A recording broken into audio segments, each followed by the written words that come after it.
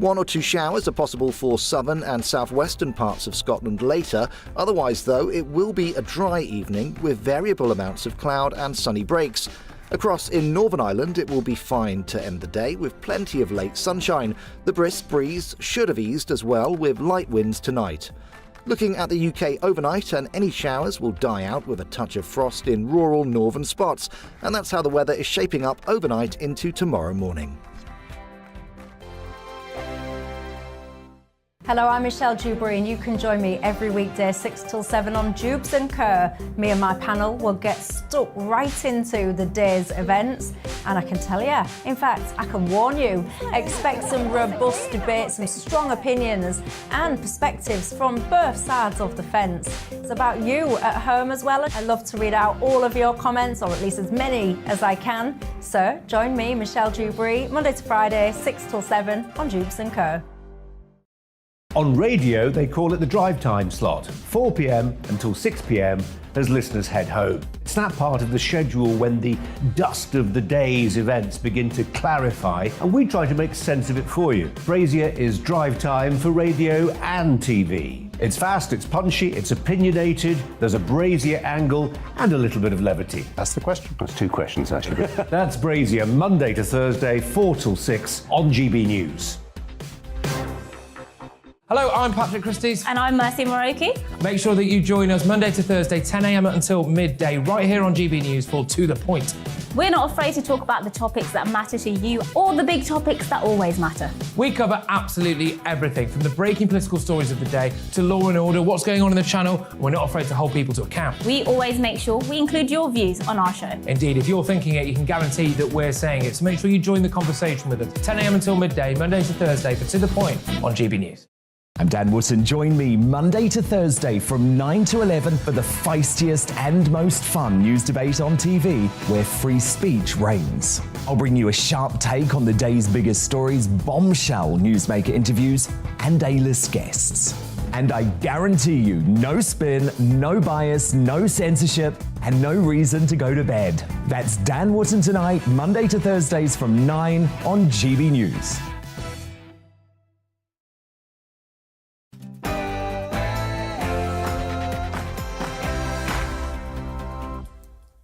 Sajid Javid orders an inquiry into the NHS and its treatment of children struggling with their gender identity. The man who filmed a burning effigy of Grenfell Tower receives a suspended prison sentence, and a DJ is accused of blackface, even though he's black. This is Free Speech Nation.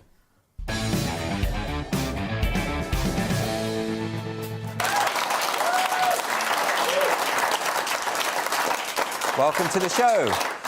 When Free Speech Nation first aired last June, it was decided that this show would be committed to what has become known as the culture wars. In each episode, we would discuss and analyse the antics of those culture warriors who wish to dismantle all societal norms in order to advance their own regressive and illiberal agenda. At the time, some people did ask the question, well, will you have enough to talk about? As it happens, we can't keep up. I mean, this week was no exception. So on Monday, a story broke about another accusation of blackface, but this time it wasn't Justin Trudeau, although God knows how many more videos of him in blackface are out there waiting to be discovered. This one was actually about a DJ in Arizona who was lambasted by local diversity advocates for performing in blackface at a school event, but turns out he was black. And of course, the activists couldn't just admit they were wrong. They couldn't do it. So one of them doubled down and even posted 2 images of the DJ in question to prove that he must have darkened his face a bit, or maybe it was the lighting. He didn't know. And for some reason, he couldn't just say sorry.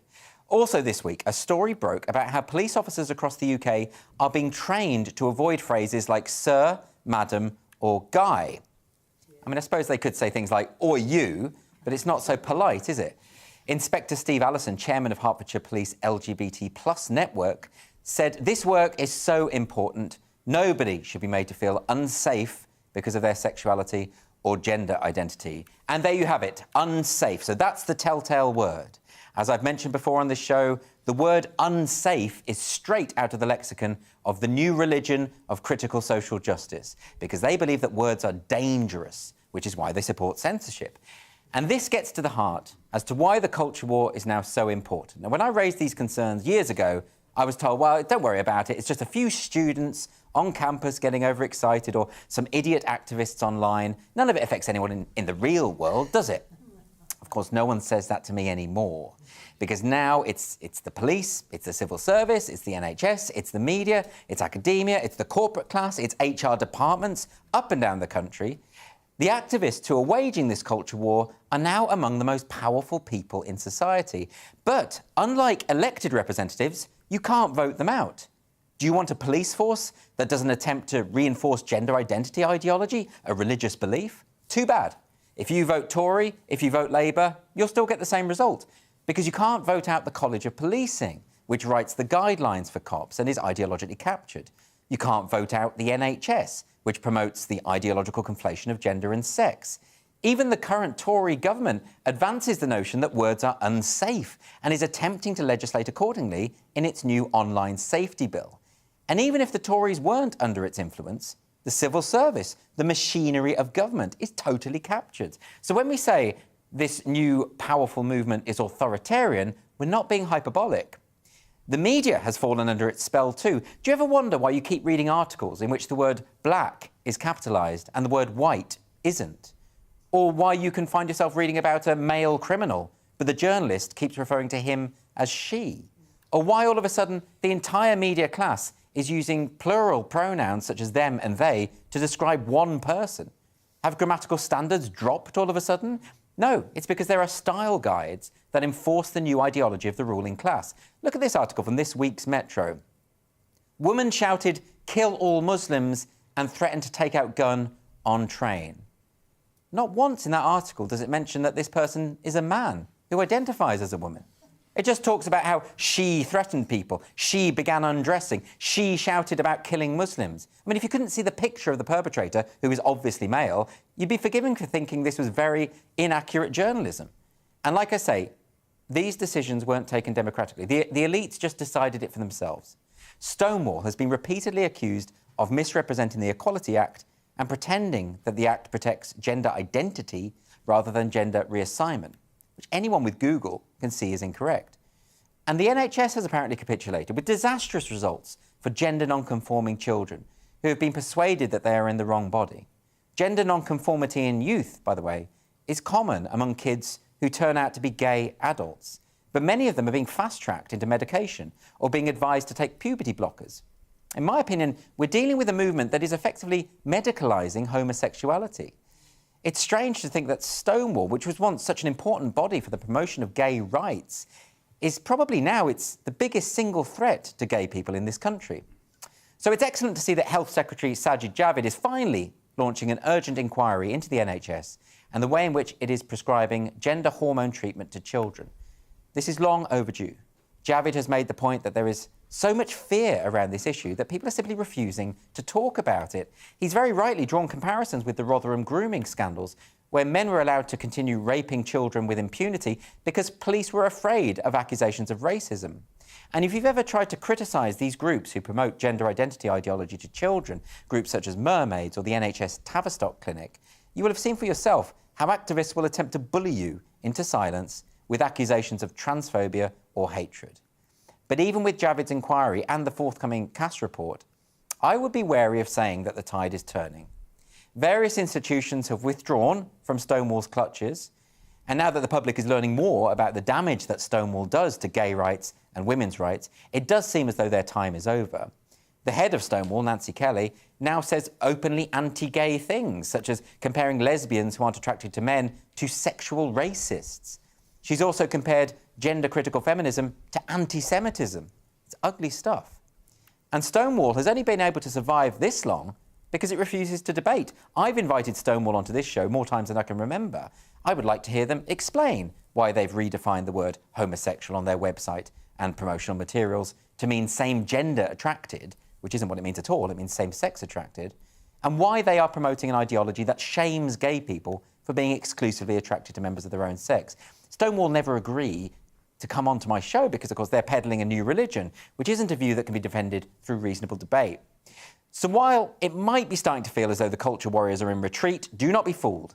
This new religion has only been prominent for about 10 years or so, but in that limited time, We've seen that whenever their lies are exposed, they always double down. They shout louder, they threaten more, and they won't give up without a fight.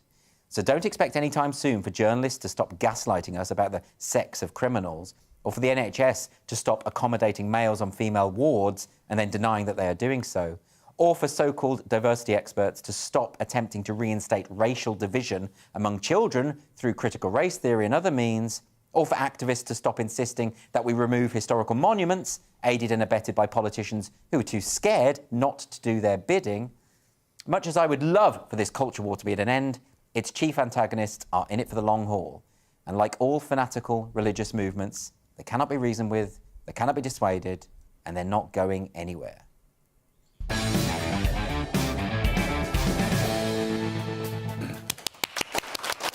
So tonight on Free Speech Nation, I'm thrilled to be joined by my comedian guests, Diane Spencer and Leo Kearse.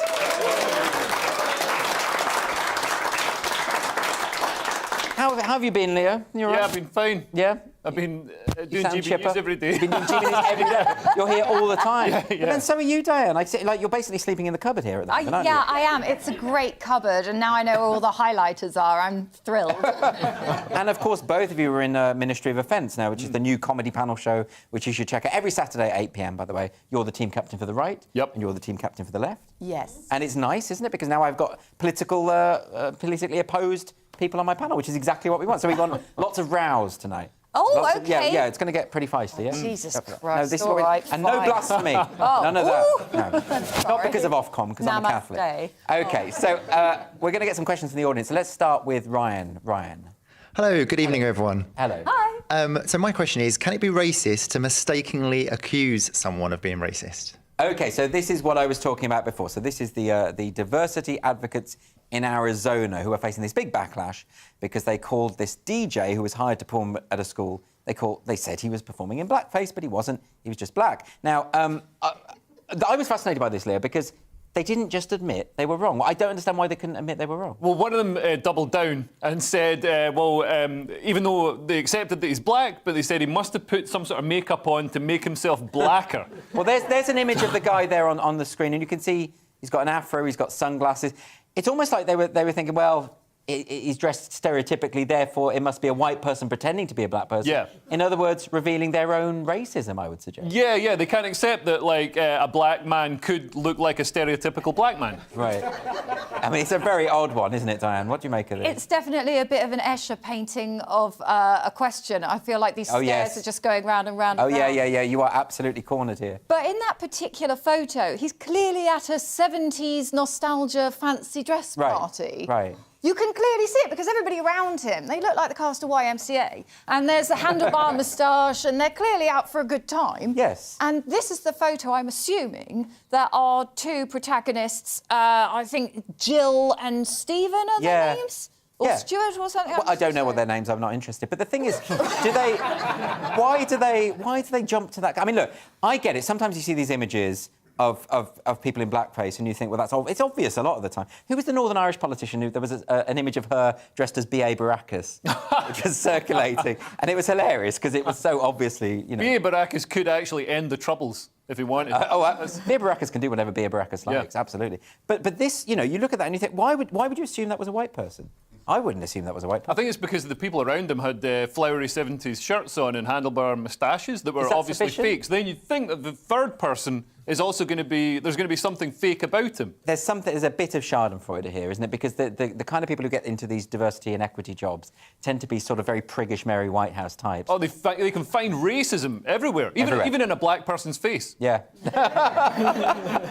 So... Well, they're on a hair trigger. This is what is destroying sort of the liberal side of things, because they're on a hair trigger ready to kind of leap, and one of them did admit, the lady Jill, or whatever her name may be, the librarian who is used to telling people shh all day, she should have done it herself, she admitted that they leapt in and they said something far too early without actually doing any proper basic due diligence. research. Yeah. But then straight away they went to the PTA are racist. They just labelled a whole group of parents who are doing a nice thing. Because, correct me if I'm wrong, how do PTA people get paid? No, they're volunteers, aren't they? That's so you've right. got all these volunteers who already don't want to be at their children's school any longer than they have to. But they know if they don't volunteer for the PTA, they'll be the bad parents, so they have to do that anyway, and then they get called racist. Well, see, now this is quite a frivolous story, because we look at this, it is quite funny, and it's funny in of itself. But then this thing you're describing, this hair trigger thing, can lead to some horrible things. There was the bakery in Ohio, Gibson's Bakery. We spoke about this the other week. Now, the members of staff at the bakery apprehended a thief who had stolen 2 bottles of wine, a young black guy, and he said they were doing so. He actually admitted, he didn't say it was racist, he admitted that he stole it, right? Yeah. But then all these students at university, all these activists, decided they must have been doing it for racist reasons, and the university got involved. And they started tormenting and smearing this small bakery and saying it was a racist bakery, protesting outside, handing out flyers. The university funded the protest. Right. But they weren't racist. At all, and the perpetrator admitted he did it. Yeah. So the bakery won I think it was $65 million quite a lot. payout. Yeah. I don't know how that's going to be paid, but yeah, I mean it's good to see that when things get to the court where there's an absolute truth rather than a sort of subjective truth, these things fall apart. Well, this is why it's dangerous. I think ultimately the accusation of racism is so serious, and it should be serious, and it should be treated seriously, that you better withhold until you're sure. Yeah, right? Leo's got proper experience of this, haven't you? Because you've just come off a fight on Twitter. I get called racist. I get called racist several times a week. That's not something to boast about, Leo. I'm starting to think I might be racist myself. But yeah, I got called racist by the Live Comedy Association. They're equality, diversity, and inclusion rep, and I never trust equality, diversity, and inclusion reps. I know it's more pointless bureaucracy. I don't know why we've got a need to fill up every spare inch of our lives with administration and new departments and things. I know they're only looking out for a certain type of diversity and inclusion. There's never going to be an EDI coordinator making sure there's enough Brexit voters represented. There's still parts of society that are sneered at, looked down on, and these people should actually be addressing that. But yeah, so I got called racist. When was this, Leo? This was in lockdown. It was, I think, the second or third lockdown. Oh, okay. Been too many lockdowns. Much more recently. Oh yeah, I got called racist by Victoria Corin Mitchell last week, and she wrote, like, I'm not joking, like a thesis trying to explain why I was racist when I hadn't been racist. I saw the thesis. This was an incredible thread on Twitter because it was great. She was basically saying, well, he didn't actually say anything racist, but I've interpreted what he said as racist, and here's why. Yeah. And I think the tactic was to just write so much that it bored people into submission. Yeah. So they just assume, well, there must be something in it. It bored me, and I assumed I was racist by the end. It's just such a... I come back to this point. We shouldn't flippantly throw these things around. No. But basically now, if I see an accusation of racism online, I assume it's not true. And actually, that should never be the case, because we need to be able to identify actual racists. And if I'm just saying, oh, it's not true, they might be pointing at, like, the next... And the people in organisations who go around, casting... Because people have become their own self-appointed equality, diversity and inclusion coordinators at work. So my wife, somebody at her work, is always telling people off for any, imagined microaggression or perceived slight against a race or whatever. Somebody said that some cookies were Moorish. And this is obviously not meaning they're from North Africa. Obviously just meaning I like eating these cookies, I want to have some more. And she told them off for using the word Moorish. Wait, is that a joke? No, this doesn't sound real. That's a serious...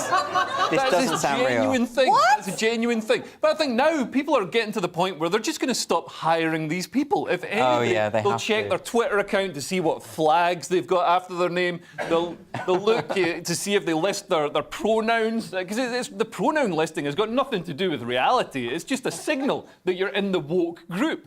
I got an email this week from somebody called Steve, who, like, at the bottom, he's like, Steve, he/him. It's like, you're called Steve? I'd already worked it out, Wow, that Moorish thing is incredible. Anyway, look, let's get another question. This is from Roger. Roger? Yeah, hello. Would life be easier if every toilet became a unisex toilet? A unisex toilet. Well, so this is interesting. Obviously, we come back to this a number of times, but Plymouth University has now been criticised for telling its female students not to complain about male-bodied students in their toilets. The university put signs up in both the male and female toilets urging students to carry on with your day without complaining, staring, insulting any trans, non-binary or gender questioning students. So, and this is just a statement from Plymouth University. They said, our campus has been designed so our staff, students and visitors feel comfortable and secure in their surroundings, which includes single-sex and gender-neutral facilities. It is important to ensure that our whole university community can feel safe, there's that word again, safe, respected and empowered. But I would have thought when it comes to safety and safeguarding, doesn't sort of women's-only spaces, doesn't that actually mean something? Well, they did actually say single-sex and gender-neutral, and what they meant was the men get the single-sex toilets and the women have the gender-neutral toilets. That's what I'm confused about, because this comes up again and again. Now, I get, if you want to have a third toilet, which is just cubicles, and the cubicles tend to be gender-neutral anyway, because, you know, anyone can go in them. And that would be one thing. But why do they always transfer the women's to gender neutral and the men's remain as men's? Well, we get to have the baby change. We often get the disabled toilets. We get everything, but the men get a trough. And that is what the men get. And to your question, would it be better if all toilets were unisex? Do you know what? It would be for the men. Because what I have learnt in my short time on this planet is that the ladies' toilets are in a much better state. They really are, aren't they? We seem to be Not better after I've been in there. Well, yeah, exactly.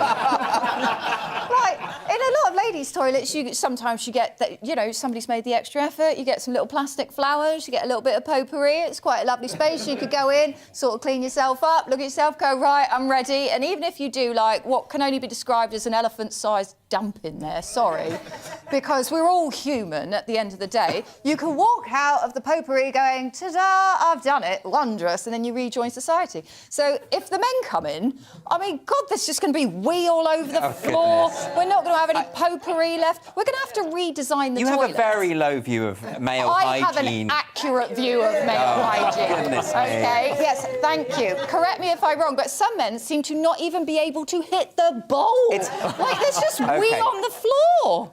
No, OK, actually, I have... Am I wrong? No! Right, I'm going to put a stop to this. But it's interesting that you mentioned that, because I was at the theatre the other week, and because, like all theatres, they've sort of gone woke, they've changed both the toilets to the same gender-neutral toilet, and they put the signs up, right? But it's effectively like a competition now. You've got two doors that are identical, and one of them is this really pristine, beautiful, spacious place with cubicles, right? And the other one is this trough in a little cubby hole where you basically have to wash your hands next to someone's genitals, right? So this is basically one of them was the gents, and you know, you can imagine which. But when I was there, this woman was stormed out because she'd gone into what was formerly the gents, and she was saying, I'm trying to wash my hands and there's some person urinating next to me, and people don't like this. No. People do not like you this. have But to redesign them. But it's been basically imposed on people.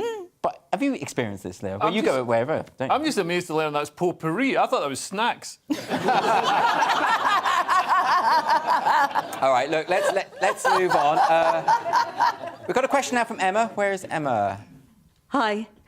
Should 3-year-olds be taught about sex? Should 3-year-olds be taught about sex? So this is a reference to the proposal by the Welsh Government to make religious and sex education lessons compulsory for every pupil between the ages of 3 and 16. And now there are 4 mothers who are representing more than 5,000 parents and grandparents. They've begun legal action. And a spokesperson for the Welsh Government says groups, including the NSPCC, are backing the proposal. But this is very interesting, isn't it? Because this particular story... In this story, the Welsh Government is pushing a particularly ideological form of sex education, which includes gender identity ideology sort of tucked into it. And people are kind of getting a bit sick of this, aren't they? Now it's going to the court. Yeah. Well, it goes back to what you were saying about how the courts are the way to solve these things. Yeah. I mean, this is disturbing. 3 is obviously far too young. You've got to wait until they're 4.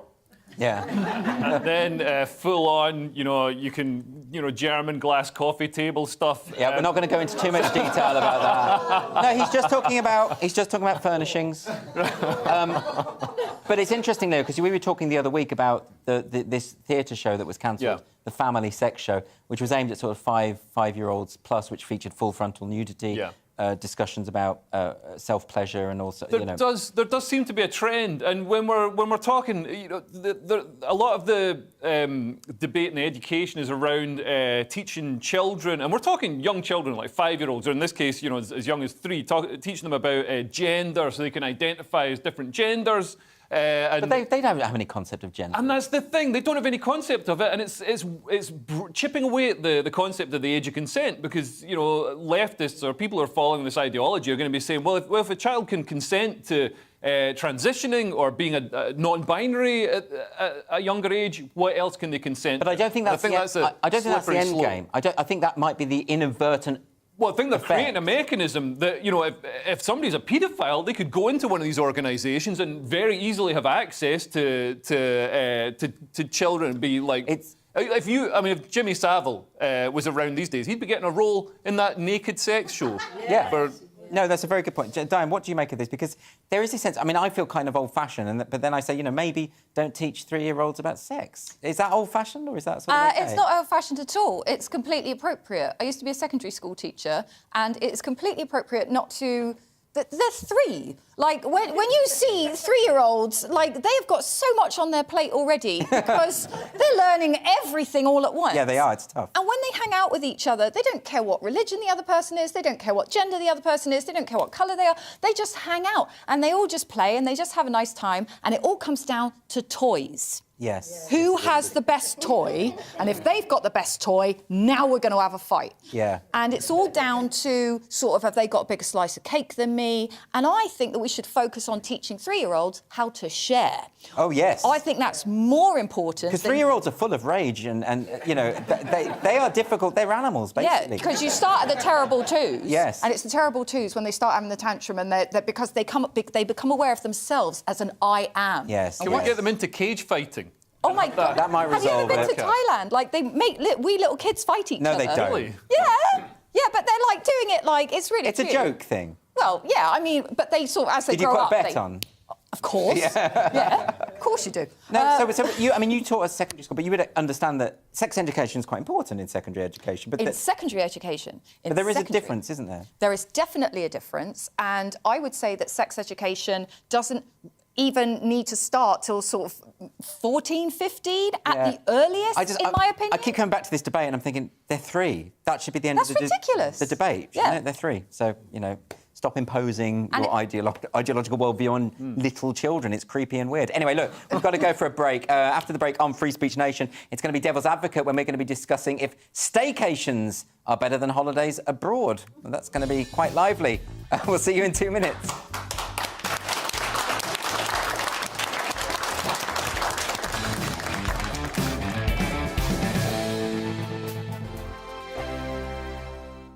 Hello, I'm Michelle Dewberry, and you can join me every weekday 6 till 7 on Jubes and Kerr. Me and my panel will get stuck right into the day's events, and I can tell you, in fact, I can warn you, expect some robust debates, some strong opinions and perspectives from both sides of the fence. It's about you at home as well. I love to read out all of your comments, or at least as many as I can. So join me, Michelle Dewberry, Monday to Friday, 6 till 7 on Jubes and Kerr.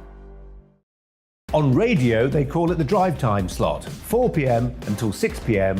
as listeners head home. It's that part of the schedule when the dust of the day's events begin to clarify, and we try to make sense of it for you. Brazier is drive time for radio and TV. It's fast, it's punchy, it's opinionated, there's a Brazier angle and a little bit of levity. That's the question. That's 2 questions, actually. That's Brazier, Monday to Thursday, 4 till 6 on GB Hello, I'm Patrick Christie's. And I'm Mercy Moroki. Make sure that you join us Monday to Thursday, 10 a.m. until midday, right here on GB News for To The Point.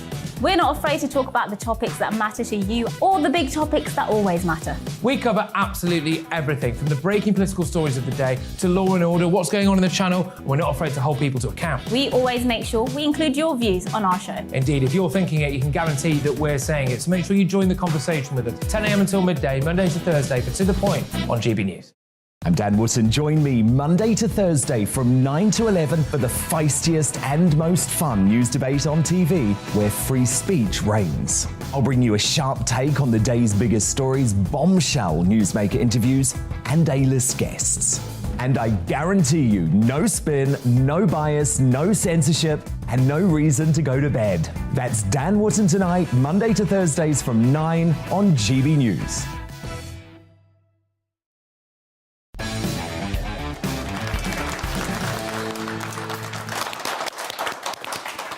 Welcome back. Emmanuel Macron is expected to win a second successive term as French president after an exit poll showed him well ahead of his rival Marine Le Pen following today's election. Macron and Le Pen were in a straight runoff to become president, just as they were in 2017. According to one exit poll, Macron won more than 58% of today's vote after an acrimonious campaign. He's set to become the first French president to be re-elected in 20 years. So joining me now is French journalist, Daily Telegraph columnist and writer Anne-Elisabeth Moutet. Thank you very much for joining me today. Hello. I'd like to ask you about this election because it has been very, very tight. And people were predicting that it would be a lot closer than the exit polls seem to imply. What are your thoughts about this? Well, first of all, that at the end of the day, Marine Le Pen was simply not credible in the role. What's very interesting is that there were lots of people who wanted to protest the presidency of Emmanuel Macron, but they looked at what was on offer, and the only person on offer was not what they wanted. It's very interesting. If you take the French West Indies, which are départements, they vote like us in France, they voted heavily for Jean-Luc Mélenchon in the first round, and they voted heavily for Marine Le Pen in the second round. And that shows you that it was really an anybody but Macron. And at the end of the day, people felt that Macron was still the more credible. He was somebody under whose stewardship, the country would go on a more even keel than the complete upset that would bring in Marine Le Pen. So to some extent, you can call it Project Fear. But all the same, that's really what it says. But this is very interesting, isn't it, that you can get voters going from Mélenchon over to Le Pen. It's almost though right and left doesn't really matter anymore. Is that what's happening there? That is exactly what is happening, and that is something that Emmanuel Macron in many ways created himself, because 5 years ago, when nobody knew who he was an economy minister. He had been there for less than 2 years. He hadn't been an MP or anything. You don't need to be in the cabinet. And he suddenly decided that he would run for president, having promised the president against whom he ran that he wouldn't. And he won because he was a new face, and it was already a sort of one of those reflexes of an electorate saying, we want something else. And he was new, he was young, and the others didn't like him. And then what he did is he said that you didn't have to choose between left or right anymore. And he created a slogan that was en même temps, at the same time. And he picked up people and policies from the left and from the right. And under the 5 years of his presidency, the Socialist Party, which had been a government party, and the Republican Party, which had been a government party, one had François Mitterrand and François Hollande, the other one had Nicolas Sarkozy and Jacques Chirac, and they completely disappeared from the scene. It's not necessarily good, because Macron believed that he could be all things to all people, and he created both extremes who have been the only ones that have been strengthened. It's not very good for French democracy. But it feels very much like, as you said, it's anyone but Le Pen in a way. And in the 2017 election, there was a record number of spoiled ballots. People didn't particularly want Macron in. They just didn't want the opposition. Is this where we're at now? Right now, Emmanuel Macron has won today 18.6 million votes. Marine Le Pen had 13.3. Abstentionists were more than Le Pen voters, 13.7, and then you've got null ballots, which are 3 more million. So you've got 16 million people, closer to Macron's score than Le Pen's score, who decided that they didn't want to go out and vote. So is it just simply the case that the Le Pen name is too toxic for a lot of voters, but that there are a lot of voters who are dissatisfied with Macron? I mean, I note in particular the way that he handled the Gilets jaunes protest hasn't gone down well with many, particularly in working class communities. Am I wrong about that? You're absolutely right. And Marine Le Pen appealed to the working class in ways that, for instance, Donald Trump appealed to the working class in America. People who felt that they were forgotten by the elites in Paris. It's, you've got Northwest London and we've got the 7th arrondissement. It's about the same thing. But the other thing is that she did not project an image of competence. And at the end of the day, I think people thought, I'd rather have the guy I don't like, but who looks like he knows what he's doing, more or less, than somebody who has not the experience of government and doesn't sound like she's got the experience progressive government. And the name has been softened, but not enough. So all these conditions created a situation in which Emmanuel Macron won the presidency very decisively. What's interesting now is that in a month's time, we have the general election, the legislative elections to the House. Does Emmanuel Macron have a majority? And with this kind of sort of clear distance today, he might actually have a majority, but that's not entirely it's not a sure shot entirely. So we'll see what happens. Last time, the gap between the two was wider from the looks of things, and it appears to be as though there is a momentum moving in Le Pen's direction. You know, she's tried to sanitise the party, change the name of the party, but ultimately, will it be the case that she will never win at this because she's a Le Pen? I think it's also because her party is not a real party. It's a family concern with consiglieri. And whenever there's a tall poppy in that party, they get fired, which is why you had a splinter, Eric Zemmour, the spoiler right-wing candidate. That's also because he picked up some really interesting people from her party that any leader with a bit of ambition would have kept inside a big tent. But she can't do a big tent to save her life because that's not the way the Le Pens operate. So whatever she says now, I think she's a person of the past. Very interesting. Well, thank you very much for joining us today and discussing this. Thank you. Well, interesting stuff. Did either of you have any predictions about where this would go? Yeah, I thought Le Pen might just, like we saw with Trump and with Brexit, really? She might, sort of come from behind, which I wasn't looking forward to. I think, France has got a lot of issues. I think, the French, Macron should definitely listen to the concerns of the people, particularly around, the growth of Islamism and immigration in France, because that's, that propelled Zemmour so far. It's interesting, though. I mean, you're right. I never trust the polls now because they're always or often wrong, aren't they? They're not reliable anymore. Especially when it comes to right-wing people, because when a pollster phones up and says who you're voting for, people will often lie and say, I'm not going to vote for the bad guy. I'm voting for Jeremy Corbyn or whoever social media says is good. And then in the privacy of the polling booth, of the voting booth, people are like, yeah, I'm going to vote for the bad guy. Cackling maniacally. Yeah. OK, so look, let's move on now. So this is the part of the show that's called Devil's Advocate, and this is where our panellists will be discussing one of the burning issues of the day. I wouldn't really call the issue today particularly burning, but it's quite fiery. This is a question about staycations. Of course, lots of people are taking more staycations since the pandemic. But is that the right way to go about? So we're going to start first with Diane Spencer. OK. Thank you for the one gentleman who nearly clapped. I love your enthusiasm. I think what better place to go for fantasy and escape than not your own country? You've got to admit that there is something absolutely magical about being in a place where you don't recognise the trees, the smells, the sounds, and you're just in this beautiful landscape where you can change your clothes and just be whoever you want to be for the next 2 weeks while somebody else makes you breakfast. Why would you do that here? Because if you staycation here, for a start, if you go and have a breakfast, they're going to make you an English breakfast and they're going to make it wrong. You know how your breakfast is made, you know how you like your eggs, you know how you like your toast, and they are just not going to do it right, let's be honest. Number two, why on earth would you want to go on holiday somewhere where you could get a parking ticket? And they can actually chase you for it. I mean, if you get a parking ticket abroad, oh, so sorry, I will pay it. Bye. Parking ticket here, you're stuffed, mate. You're definitely stuffed. You want to go somewhere nice, relaxing. You want to sit by the pool and lounge about in a nice temperate climate. And you want it to be temperate because it is nice, not because of global warming. You don't want to be sat there going, God, it's a bit warm this year. I'm a little bit worried about my courgettes. But no, you want to relax. And you want to use a pool that is used more than just 1 month of the year. Because I can't imagine that many pools in England really get that much use. You want to have a pool that's properly maintained. And also, plus, when you go on holiday, you love to buy, I don't know about you, but I love to buy a memento, something that sort of captures the place where we went.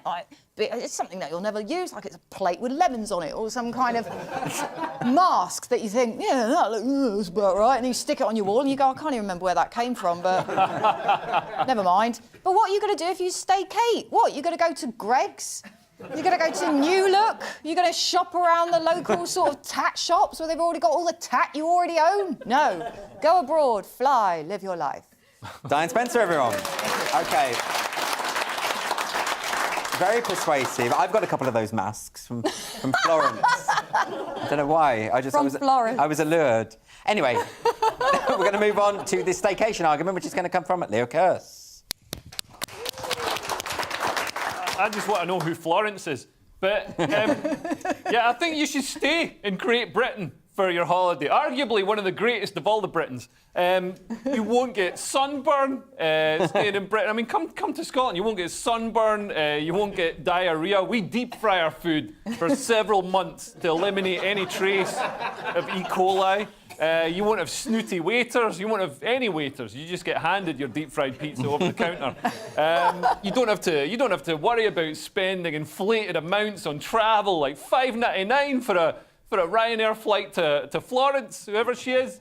Never mind that. Just fill up the car with unleaded, and you can be in Glasgow for as little as £379. The food is better. You don't need to worry about eating weird foreign food like spaghetti. Come to Scotland, have some haggis. Proper British food. Delicious.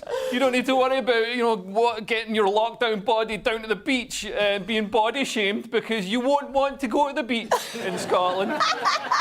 No, you can make it a proper staycation. Just stay in your hotel. We have a wide array of psychedelics and opiates on offer, so you can travel without leaving your Travelodge bed. Thank you, Leo Kearse. Well, I don't know. I think I'm with Diane on this one. I was in Edinburgh a few years ago, and I went into one of those pizza shops. There's not an Italian accent there. It's all Scottish people.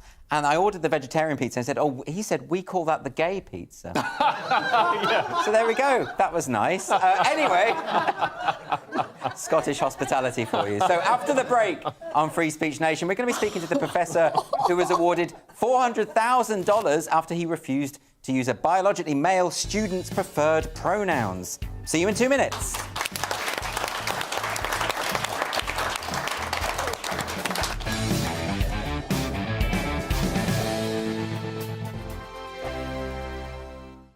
Hello, I'm Michelle Dewberry, and you can join me every weekday 6 till 7 on Jubes and Kerr. Me and my panel will get stuck right into the day's events, and I can tell you, in fact, I can warn you, expect some robust debate, some strong opinions and perspectives from both sides of the fence. It's about you at home as well. I love to read out all of your comments, or at least as many as I can. So join me, Michelle Dewberry, Monday to Friday, 6 till 7 on Jubes and Kerr.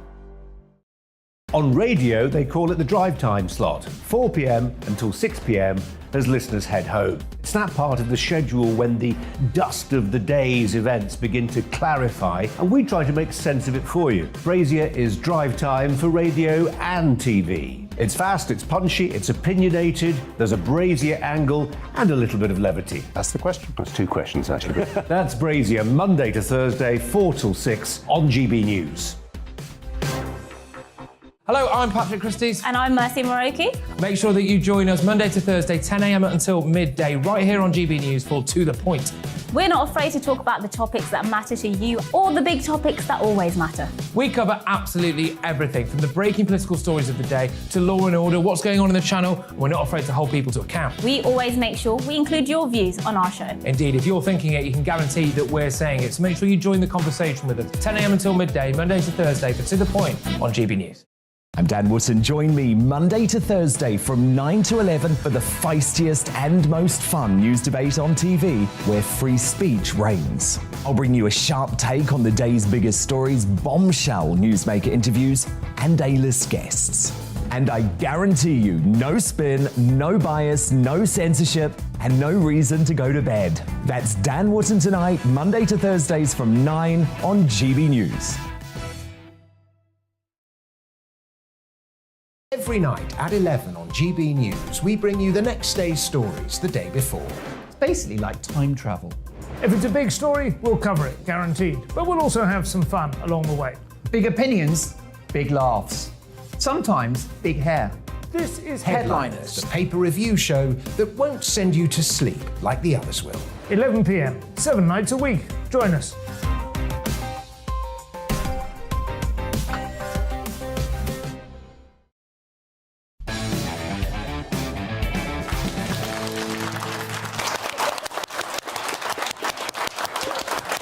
to Free Speech Nation.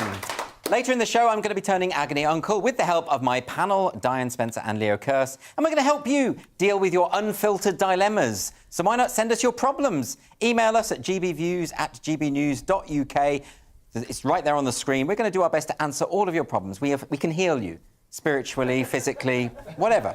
Send me your problems. Anyway, we're going to move on now. This is a fascinating story. A university professor in the United States who refused to use the preferred pronouns of a biologically male student has won $400,000 from the university. Philosophy professor Nicholas Merriweather settled with Shawnee State University after filing a lawsuit in November 2018, alleging that the school violated his religious freedom and First Amendment rights. Merriweather, who taught at the school since 1996, always referred to his students using sir, ma'am, Mr. or miss. In January 2018, a male student asked the professor to use female pronouns and later filed a complaint. So joining me now to discuss this further is Professor Nicholas Merriweather and his attorney, Tyson Langhofer.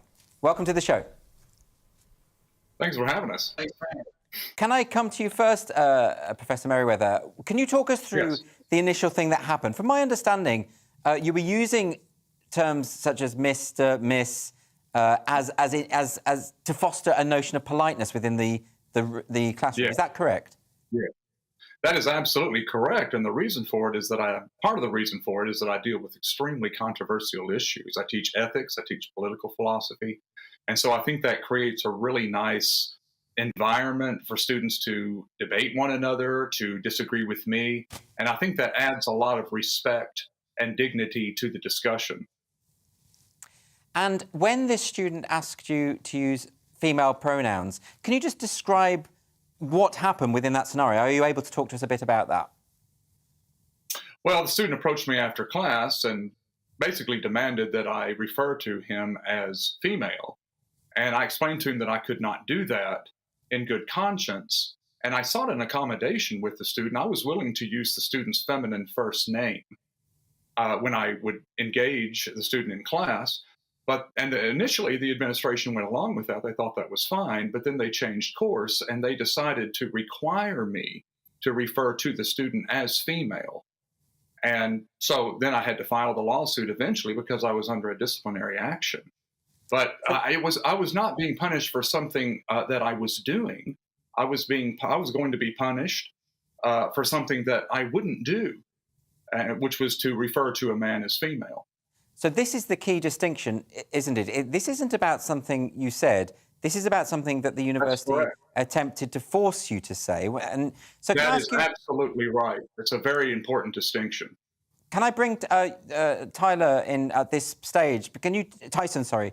Can you explain to us about this important distinction? Because this sounds like what we would call here compelled speech. Is that right? It absolutely is right.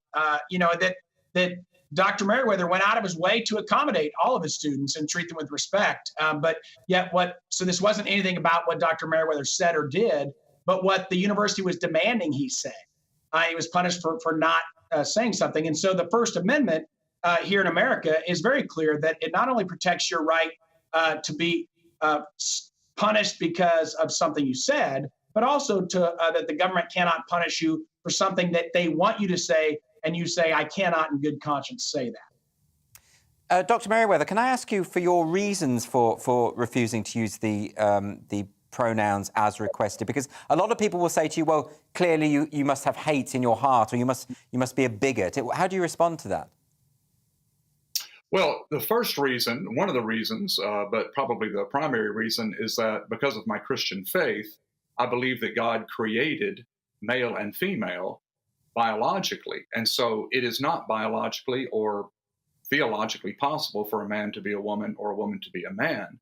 But the other reason is that I think that this ideology is extremely dangerous and very destructive. And so I could not affirm it or agree to it in any way. So I had a number of reasons why I could not do that. One of them was my religious convictions, and another was you might think of it as my philosophical views of the matter. So I just could not go along with it.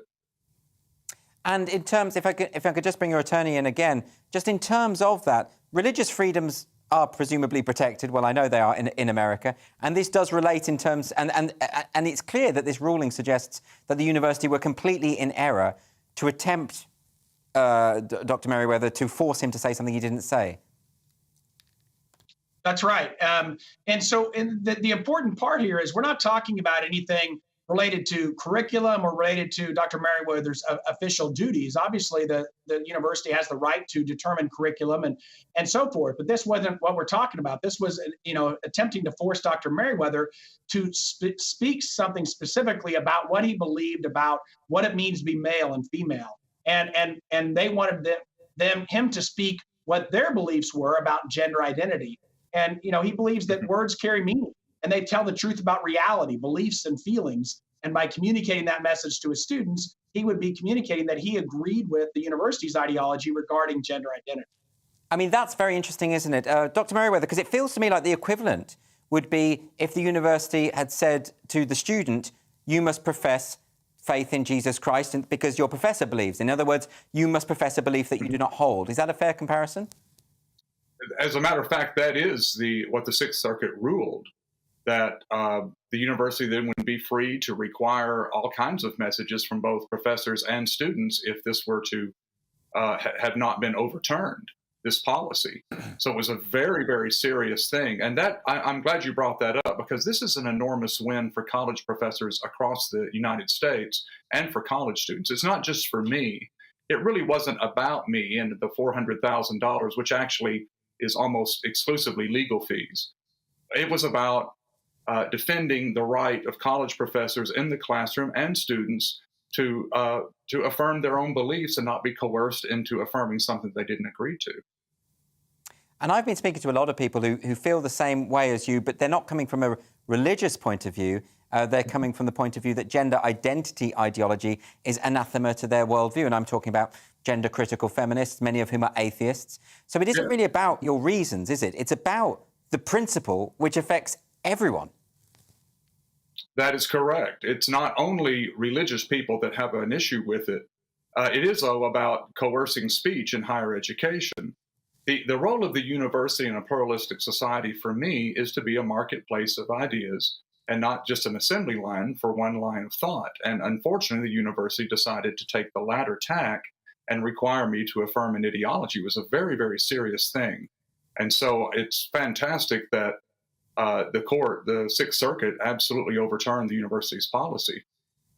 Can I ask Tyson Langhofer, can I ask how common this is becoming? Because I remember when the famous case in Canada with Jordan Peterson, when he suggested that he was similarly being compelled to use certain forms of speech, not that he even objected to using the preferred pronouns of his students, but that he objected to the principle of being told what he must say by the state.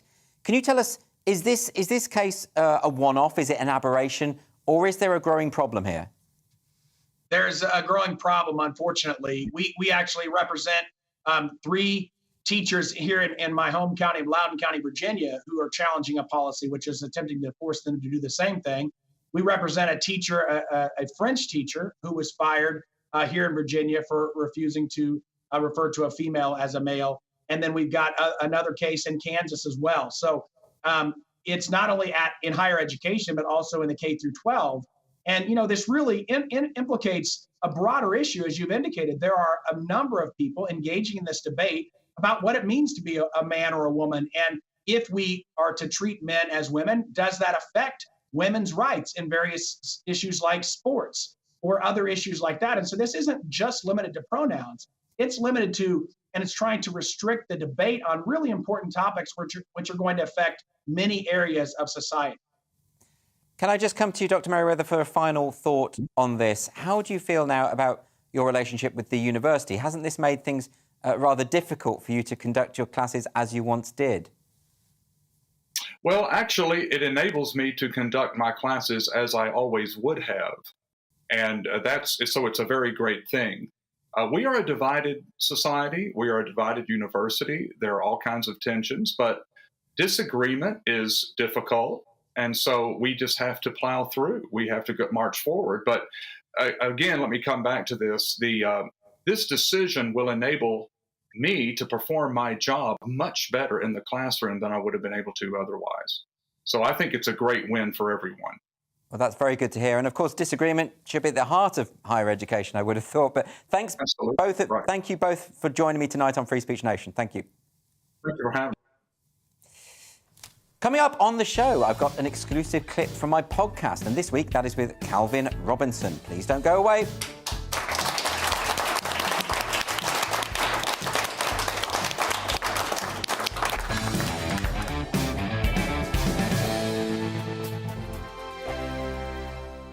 Hello, I'm Michelle Dewberry, and you can join me every weekday 6 till 7 on Jubes and Kerr. Me and my panel will get stuck right into the day's events, and I can tell you, in fact, I can warn you, expect some robust debates, some strong opinions and perspectives from both sides of the fence. It's about you at home as well. I love to read out all of your comments, or at least as many as I can. So join me, Michelle Dewberry, Monday to Friday, 6 till 7 on Jubes and Kerr.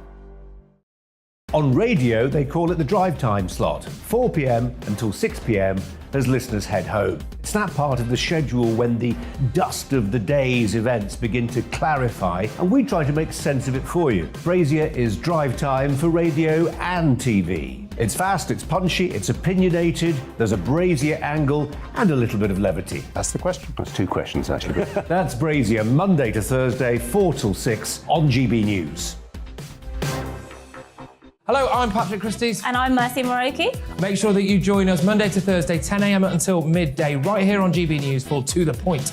We're not afraid to talk about the topics that matter to you or the big topics that always matter. We cover absolutely everything, from the breaking political stories of the day to law and order, what's going on in the channel. We're not afraid to hold people to account. We always make sure we include your views on our show. Indeed, if you're thinking it, you can guarantee that we're saying it. So make sure you join the conversation with us, 10 a.m. until midday, Monday to Thursday, for To The Point on GB News. I'm Dan Wootton. Join me Monday to Thursday from 9 to 11 for the feistiest and most fun news debate on TV, where free speech reigns. I'll bring you a sharp take on the day's biggest stories, bombshell newsmaker interviews, and A-list guests. And I guarantee you, no spin, no bias, no censorship, and no reason to go to bed. That's Dan Wootton Tonight, Monday to Thursdays from 9 on GB News.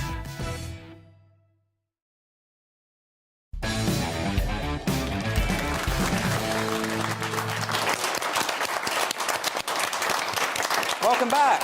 So on my upcoming podcast episode, I'm joined by Calvin Robinson. In our conversation, we spoke about his claim that the Church of England are holding him back from becoming a priest because of his conservative views. You, as we've said, you were training to be a priest. You say 6 odd years. This is, or many years. This has been in the process. And this week, you've come face to face with the Church of England. They appear to be impeding your progress down this road. Can you explain to everyone what happened there, what you've experienced this week, and where you think this has come about? Yeah. So at the end of your training, you're assigned a parish to be a curate or an assistant priest, where you are a priest, you're a deacon, working with a priest, kind of training on the job. Yeah.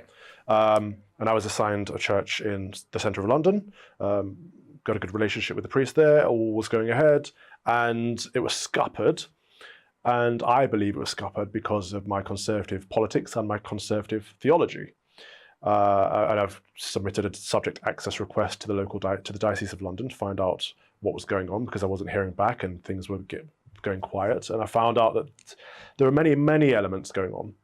But at the forefront of the issue is that my bishop, the Bishop of Fulham, suggested that it would be too turbulent to ordain me because there'd be people complaining about my views. So I said, okay, well, show me some of the complaints that we're getting so I can pray on them, discern on them, and improve my practice going forward. And he said, oh, I can't do that, which is why I submitted the subject access request. So I've now seen the complaints. There were less than a handful of complaints about me, surprisingly. I was quite disappointed, actually. What were the substance of these complaints? Calvin has been on GB News promoting that men should be more masculine. Yes, they should. Part of the problem we're facing in society is that men are afraid of being masculine and we're being effeminized. Absolutely. I had, in fact, most complaints about me were not from members of the public. They're from the Bishop of Edmonton, who was writing to the Bishop of London and the Archbishop of Canterbury, saying things like, I'm really concerned that Calvin does not see this country as institutionally racist. No, I don't. I don't think it is. And I love, it's always the middle-class white man with his guilt telling me that I'm wrong about racism. I love that because it's breaking their own logic. But I've experienced racism plenty of times in this country, plenty of times, but I don't think that makes this country racist. And the independent report from the Cred Commission, the Sewell report, didn't find any evidence of institutional racism, although it found many racial disparities. So when the College of London Bishops came out to say that to say the Cred report caused anger and upset amongst them, I said, well, you're looking at it the wrong way. There are improvements in there that we should be working on. And I saw in this email exchange that the Bishop of London said, oh, we must be right then if it's upset, if Calvin thinks that we're wrong about it, we must be right. So they're actually, their opinion on the race issue is directly opposed to mine. It sounds like they're not willing to have a discussion about it, though. I mean, I think one of the reasons why a lot of people perceive the woke movement as a form of religion, as a new kind of religion, is because those kind of things are essentially faith-based. The idea that we are, and it sounds like a slur against religion in general, and it's not really. It's more that this is a kind of fundamentalist religion that says we have to believe that everything is institutionally racist. That's an aspect of their creed. And then when you push back and say, but look, the evidence doesn't seem to tally with that, that gets us nowhere. Yeah, so the Archbishop of Canterbury stood up at General Synod and said the church is institutionally racist.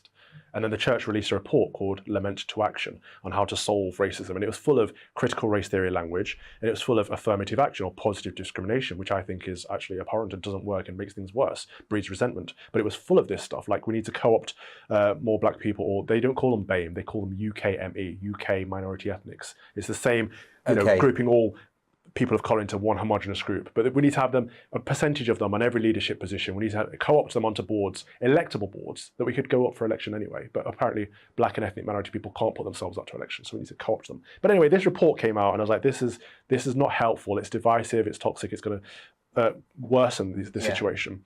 But then off the back of that report, they said, not only is the church institutionally racist, their next report, Contested Heritage, said the country is institutionally racist and used the previous report as evidence, which used the Archbishop of Canterbury's statement as evidence. So it's just a link of it's all anecdotal. Yeah. One person said something and that's been backed up without any evidence.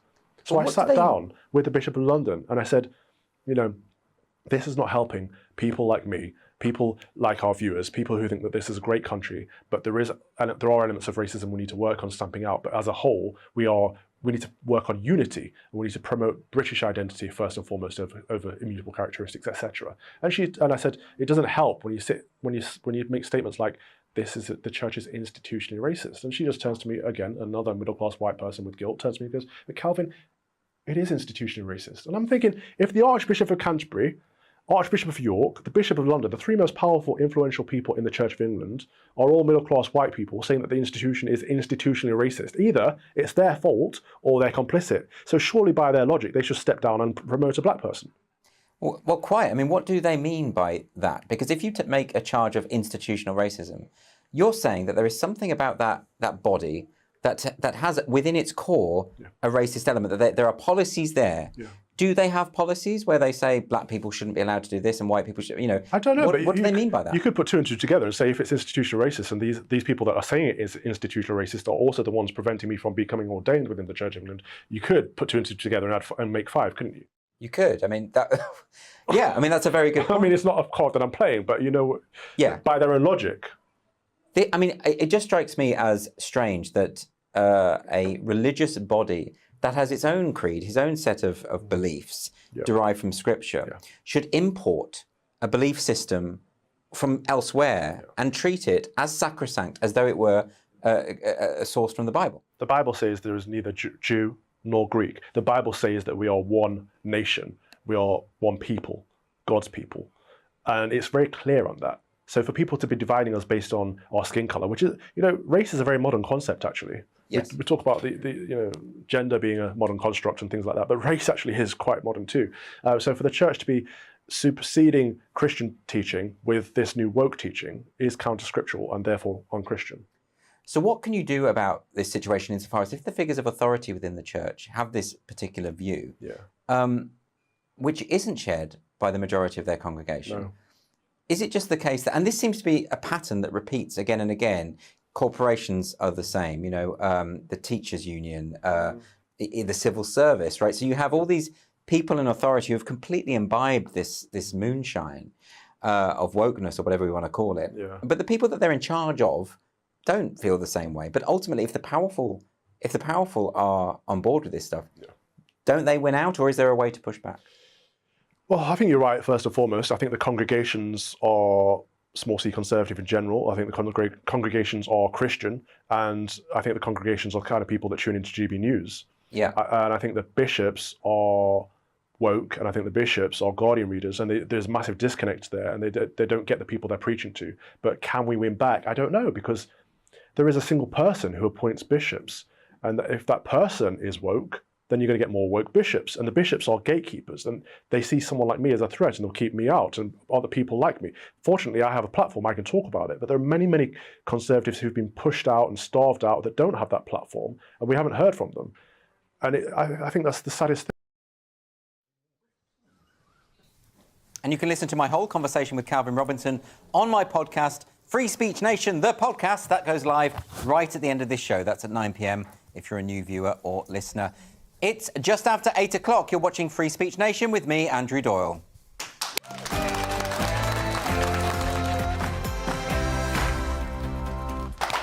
Right, let's get some more questions from our lovely audience. Our first question is from Lewis, or Louis. Which one is it? Where are you? Maybe I should have done some research beforehand. Is that you? Microphone just coming to you now. There it is. Or you could just enunciate. All right. So, my question was, should you be overlooked from professional accolades because of your personal views? Should you be overlooked from professional accolades? So the BBC have been criticised for snubbing J.K. Rowling after the Harry Potter author was omitted from the broadcaster's list of 70 books to mark the Queen's Platinum Jubilee. So when we saw this list and J.K. Rowling isn't on it, and your question implies that you think it's because of the political views or her views on, presumably, gender identity ideology, that old chestnut. What do you think? I think that should your personal views prohibit you from being on certain lists? I think it depends on what your personal views are, and I think it depends on what your work is. Right. Like, for example, if you are if you're an architect and you build a bridge and everybody can use that bridge and that's what you've built and that's great, then I'd say keep the bridge. Sounds like a great bridge. If you've written a book and it's a great book and it is a wonderful adventure of children and wizards, great, keep the book. But if you've built a bridge and let's say that you are a horrible person who is a misogynist, you hate women, and all over the bridge you've got pictures of women being hit with sticks. And women... Where is this bridge? This is a theoretical bridge. This is a theoretical bridge, my darling. OK. So think of the Mask in Florence. So you've got this bridge and there's all these, like, these women, and women are ugly, and women are terrible, and women are stupid, and you've put your ideological beliefs all over this bridge. Now, I'd say no. I would say we don't even want the bridge. OK, so let's run with that a little bit then. So when we talk about J.K. Rowling, whose books are not about trans issues, they're about wizards. Yes. So am I wrong in thinking, or am I right in thinking that you assume, therefore, her views on gender identity ideology shouldn't have anything to do with this? I don't think they should have anything to do with it. I think the book is the book, and she should get in on the merit of the book. Well, also, I'd like to add that her views are not in any way controversial or they're really unpleasant. Not. She literally has asked questions, and she's been lambasted for asking questions. It's an odd one, isn't it? Do you like J.K. Rowling? Do you like the Harry Potter books? No, because I'm not an 8-year-old child. Right, well, fair enough. And I'd also like to ask, what's J.K. Rowling ever done for the book industry? So, but, I mean, presumably you don't care about which books are on the list either, but do you think... Yeah, because books are boring. Honestly, I read a book once. It was like watching a TV show, but you had to put work in. Yeah, OK, I don't think... to read it and then do it in my mind. And for some reason, I'm paying them for this. I'm doing most of the work. I don't think you're the target audience for the book industry. Right. I don't think it's... It felt like, ironically, when I see some people's transitions, I'm like, why am I having to do all the work in my head? Yes. Right, look, but do you think that given that J.K. Rowling has made some contribution to the world of literature, I should say, let's say that as an understatement, she should have been included just in a matter of principle? Yeah, she should have obviously been included. And also, it's funny that about 2.5 minutes ago, like, her opinions were the absolute correct woke opinions. she was, she was this left-wing feminist single mother who created all this industry out of nothing, and she was held aloft as a champion. And now she's being, trodden into the dirt as some evil witch because she thinks that a bloke with a beard can't call himself a woman. It's, So this is the big question, isn't it, Diane, about the way in which it's so easy. I mean, Leo makes a good point that at one point she was sort of the darling of the left, and now she's been monstered. So it is almost as though no one is safe. Like anyone can just suddenly be attacked. No one is safe. It is cannibalism. And what it is that the most extreme people they kind of go full circle and they become the most oppressive and fascist in a way. And the way that she's been treated is absolutely awful. She is literally a national treasure.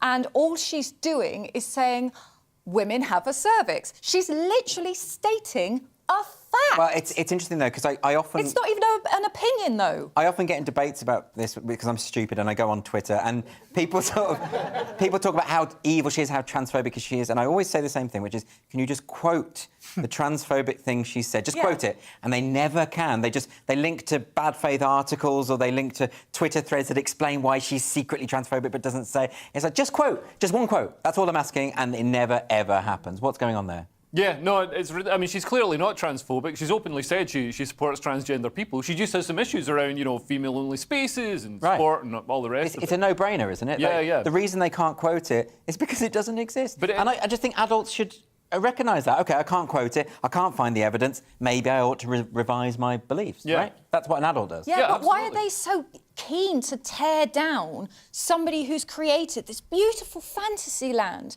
that's like it's inspired so many children, inspired so many films, spin-offs, musicals, and I just don't get why people are so angry at her. Well, it's worse than that because they're angry at an imaginary version of her that they've created and has become it's become like a collective hysteria. So they're all angry at this folk devil, this monster of the imagination. But what disturbs me about it is there are so many people buying into the myth. Not just the activists, by the way. So I hear mainstream commentators in the media just casually saying things like, yes, J.K. Rowling, who's known for her transphobic views. I'm like, what are you talking about? You're just making this up. Mass delusion is what it is. And the actors who were made famous by the films, and like Emma, is it Emma Watson? Emma Watson. Emma Watson, who's in the film, and she's constantly on TV, castigating J.K. Rowling and, standing up for women like me. And Daniel Radcliffe and Rupert Grint. And you've got to wonder which branch of McDonald's these people would be working in if it wasn't for J.K. Rowling. I do have to say, of all those child actors in those films, Emma Watson is the worst. I mean, she's just terrible. She just can't act. Just going to say it. Anyway, just can't act and didn't get any better. So maybe just keep your mouth shut. Anyway, next question is from John. John. Hi. Should we remove any evidence of historic controversies? Well, no, this is an ongoing thing, and we seem to every week we get news stories about people trying to destroy statues or rename things. So this is Stroud District Council this week. They're set to remove the 250-year-old Cotswolds Black Boy clock because it was dubbed an offensive racist relic. The clock, which features a statue of a black child in a skirt, sits on the side of a Grade 2 listed building named Black Boy House. That's in Gloucestershire.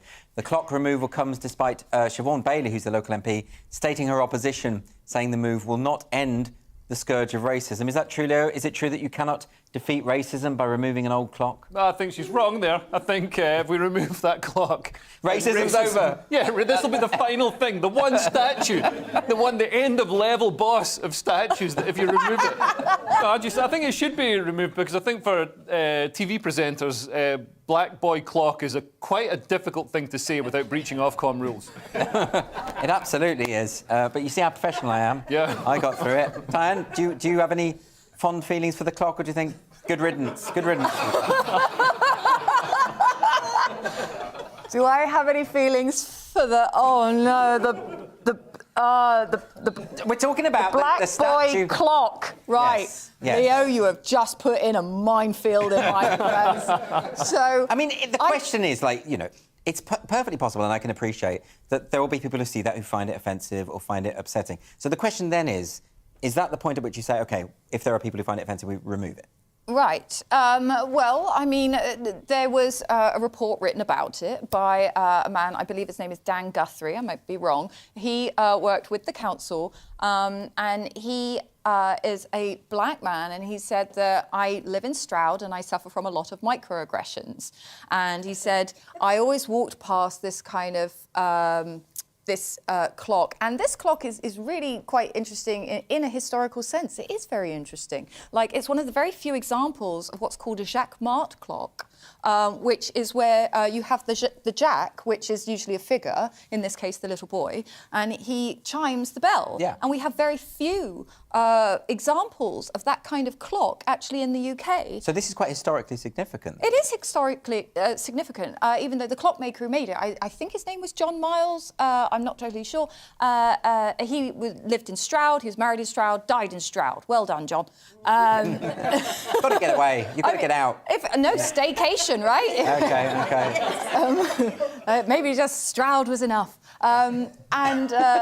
They sort of wrote this article about how, although he was not a famous watchmaker by any means, but he made this clock, and it was made at the height of the slave trade and colonialism, and there was a sweeping sort of movement of clockmakers and a sweeping art movement which was called the noble savage. Right. So when you sort of put that into context, you can see that there is definitely a historical background to this, but whether it should be removed or not, I mean, I think you have to take everything on a case-by-case basis, and I think it's down to the people of Stroud, and they're the ones who should listen to the argument. But I think you sort of hit on something there, insofar as when you start putting things into context and you talk about the height of empire, the height of colonialism, and the British Empire was the biggest empire the world had ever seen, right? So there is a time in British history where those things were considered normalised. I mean, I'm sure... So, you know, to sort of start deleting those elements that we currently find unpalatable,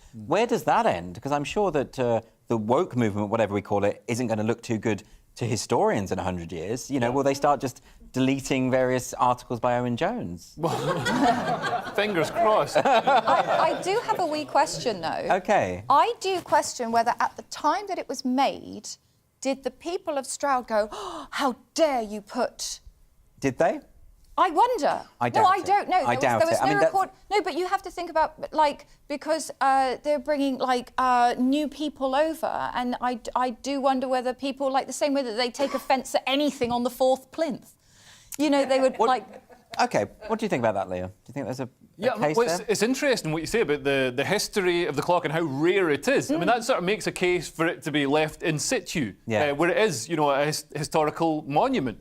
And to have a plaque explaining the connotations and the history around it, that, you know, that accepts that it may have racist overtones, but those were the times, and it's part of this history and all the rest of it. I think that would be more accommodating and interesting, and also less racist than just pulling it down and erasing it and pretending that it hadn't happened. Very interesting. That seems to be the way things are going, more with plaques and explanatory things, which I don't think anyone could really have much of a problem with, could they? But I think it's the removal of stuff that's slightly disturbing, feels revisionist in any way. Let's move on. We've got a question now from Edward. Edward, hello. Should Groundhog Day be cancelled?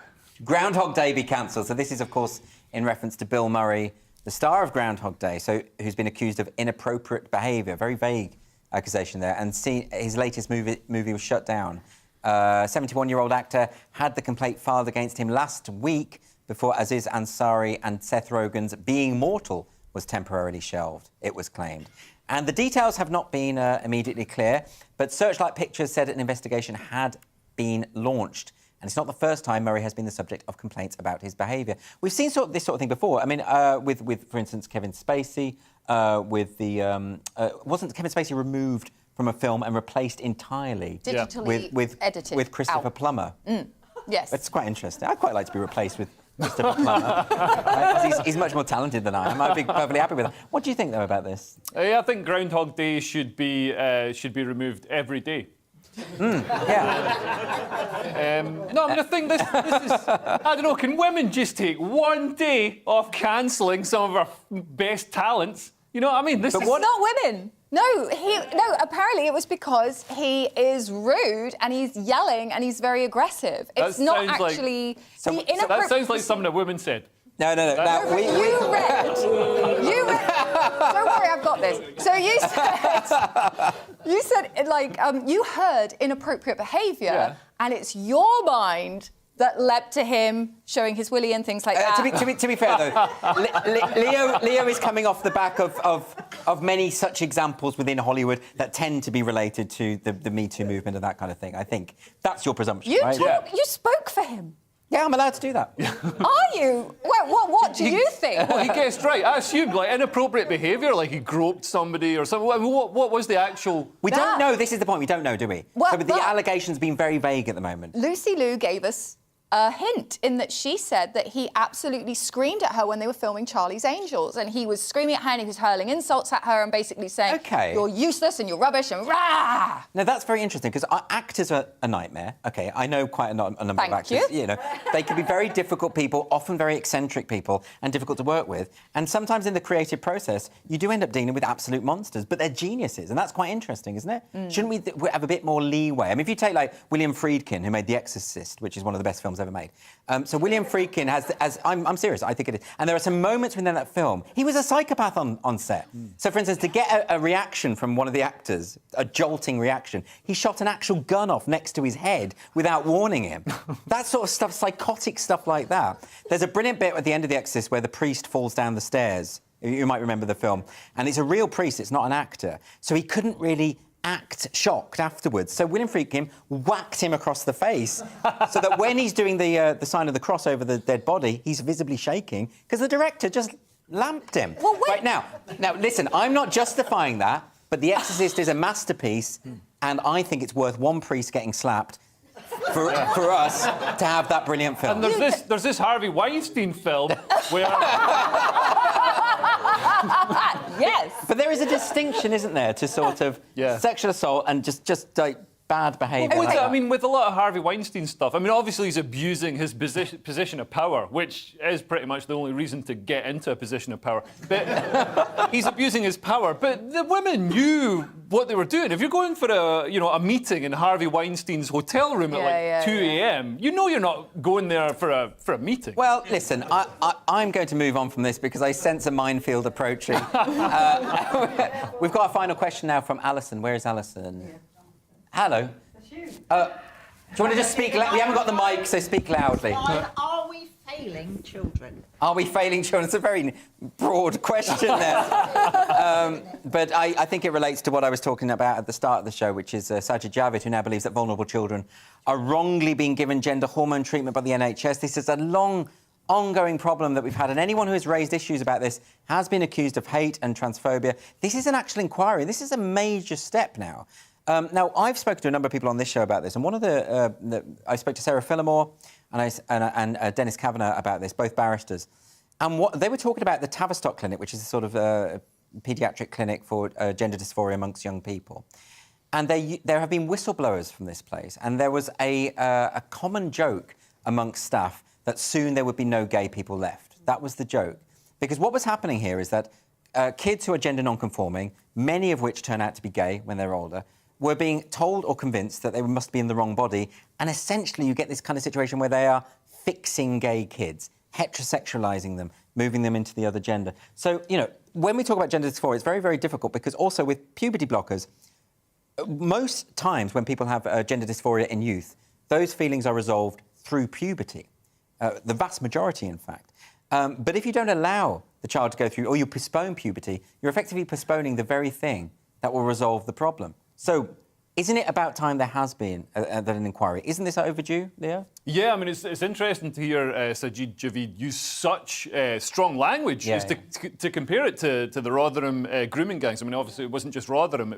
It was across, and still continues to be across swathes of the country. He's making the point that people are afraid. People were afraid of being called racist, so they allowed the most unimaginably horrific crimes to happen. Yeah. And I think this is when people say, oh, wokeism is just about making the world a better place. It's just people trying to make the world a better place. I think by trying to make the world a better place, you can sometimes make it a horrific place for certain people. You can. I mean, I've no doubt that in the Rotherham case, you know, that a lot of these people who were pushing this, that it wasn't that they were supportive of sexual assault of minors.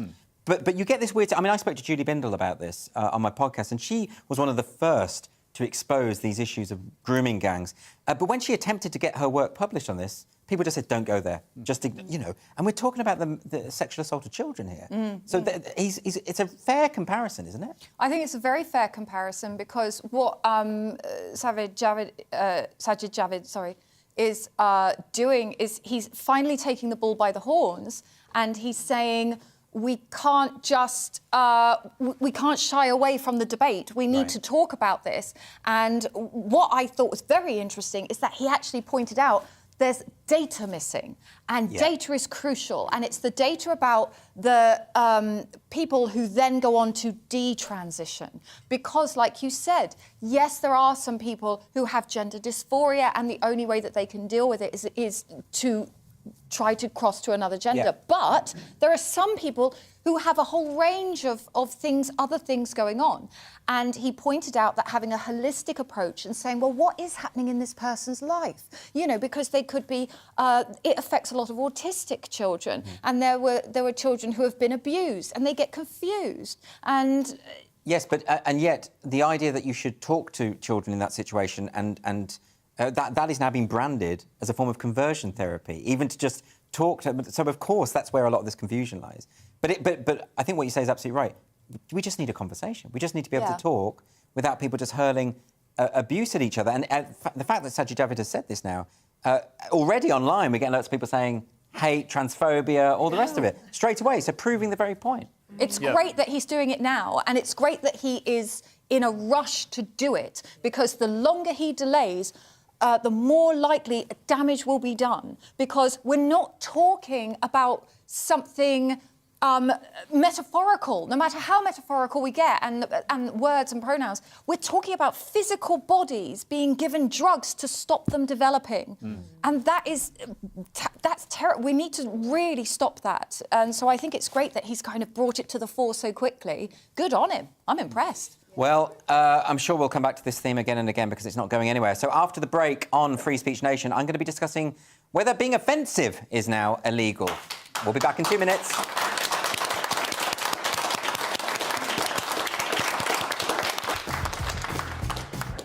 On Mark Dolan tonight, my Mark Meets guest is the legendary darts player, the king of bling, and one of the biggest characters in British sport, Bobby George. Reacting to the big stories of the day will be my all-star panel, including Fleet Street and radio legend Mike Porky Parry, entrepreneur and the Queen of Common Sense Rebecca Jane, and former government minister and 5 Live presenter Edwina Curry. In the big question, are electric cars overrated? And in my big opinion, it's time to get back to the office and save the economy. See you at 9.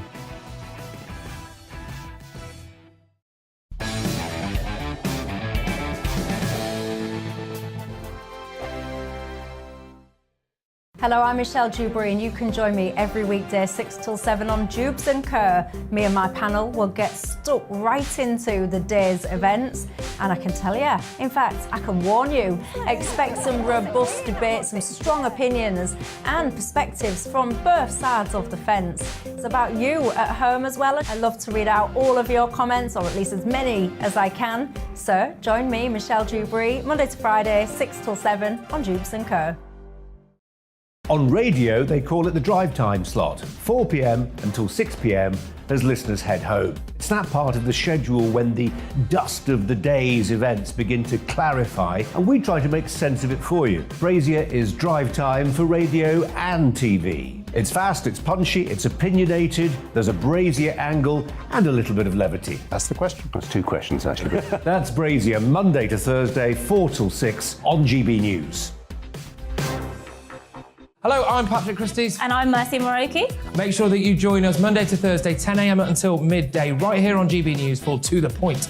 We're not afraid to talk about the topics that matter to you, or the big topics that always matter. We cover absolutely everything, from the breaking political stories of the day to law and order, what's going on in the channel. We're not afraid to hold people to account. We always make sure we include your views on our show. Indeed, if you're thinking it, you can guarantee that we're saying it. So make sure you join the conversation with us, 10 a.m. until midday, Monday to Thursday, for To The Point on GB News.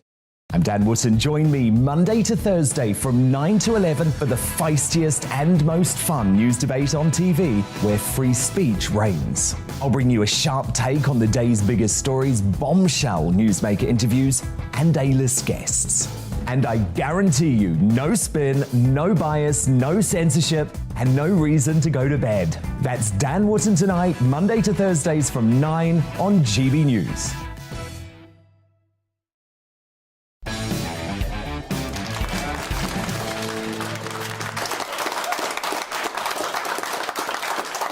Welcome back to Free Speech Nation. So in Britain today, being offensive can now mean that you wind up with a criminal record, no matter the intention. So this week, adverts for a burger van that featured pictures of Madeleine McCann have been banned for being offensive. A property developer who filmed a model of the Grenfell Tower burning on a bonfire and shared it on a private WhatsApp conversation received a suspended prison sentence. And a blogger, Alison Chablos, was jailed for changing the words of a song from Oliver to allegedly mock Jewish people. Now, obviously, we don't condone these acts, but should they be illegal? Well, joining me now to discuss this is Deputy Editor of Spike, Fraser Myers. Hello, Fraser.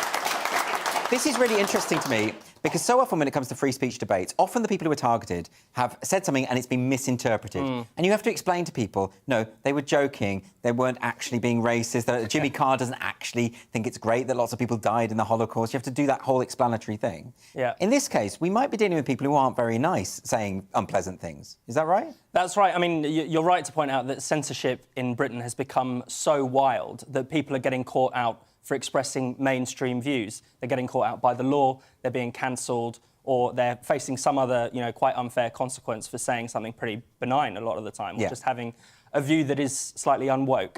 But here we have got people who have expressed offensive views, and I think it's really important to defend their right to be offensive, even if we completely couldn't disagree more with what they're saying. So let's just go through the story. So first there's the burger van. What's happened here? So this is a man trying to advertise his burger van in Leeds, I believe, and he used Mother's Day as an occasion to make an offensive joke about Madeleine McCann. Essentially, the joke was that burgers are so good you'll leave your kids for them and won't worry about what's the worst that could happen. It's astonishing that... Had a picture of Madeleine McCann. It's very strange kind of marketing strategy. It's very risky strange marketing. He would think that that would work. But anyway... But he has formed this guy for doing it. Apparently he's a bit of a joker. He's done previous ad campaigns about Jimmy Savile and Fred West and that kind of thing. So I suppose he's going for the character. Well, I suppose we're talking about it now, and maybe that's the purpose of that. So then the Grenfell Tower effigy. We'll all have read about this, but do you want to just give an update on that? Yeah, so a man who was essentially filming a video of this effigy, a guy called Paul Bassetti, not a sympathetic character, millionaire property tycoon, seems a bit of a plonker. He obviously hangs out with some dodgy people. He wasn't him who made this Grenfell Tower effigy, but, it was his mates that put it on the bonfire. He's there filming it. Yeah. You can hear them jeering, using racist language. It's wrong to mock people's deaths, whatever their colour, but of course the effigy also features little black and brown, paper figures. And he's now received a suspended prison sentence for 10 weeks, which is quite shocking. So, I mean, he's just avoided jail time, but should he, commit another offence in that time, he could be sent to prison for essentially passing on an offensive joke. And then finally, we have the case of Alison Chablos, who's done these songs online. But this is actual jail time now we're talking about. Yeah, she's going to face jail time because she was already in the middle of a suspended sentence.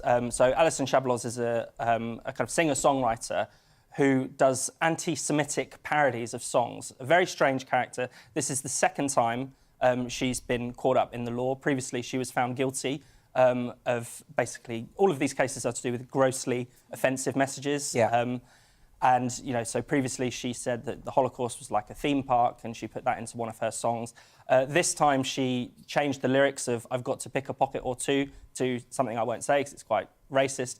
And she pretended that she was, singing this song from the perspective of Tommy Robinson. Right. So, again, a completely bizarre, objectionable character with totally objectionable views, but we have still got to defend her right to say it. So then what do you say to people who say, OK, those you've just outlined there, the Grenfell disaster, that's not funny, and it's absolutely horrendous to pretend that it is. And, anti-Semitism, Holocaust denial, these are all terrible, terrible things. So why would we not want these people in prison?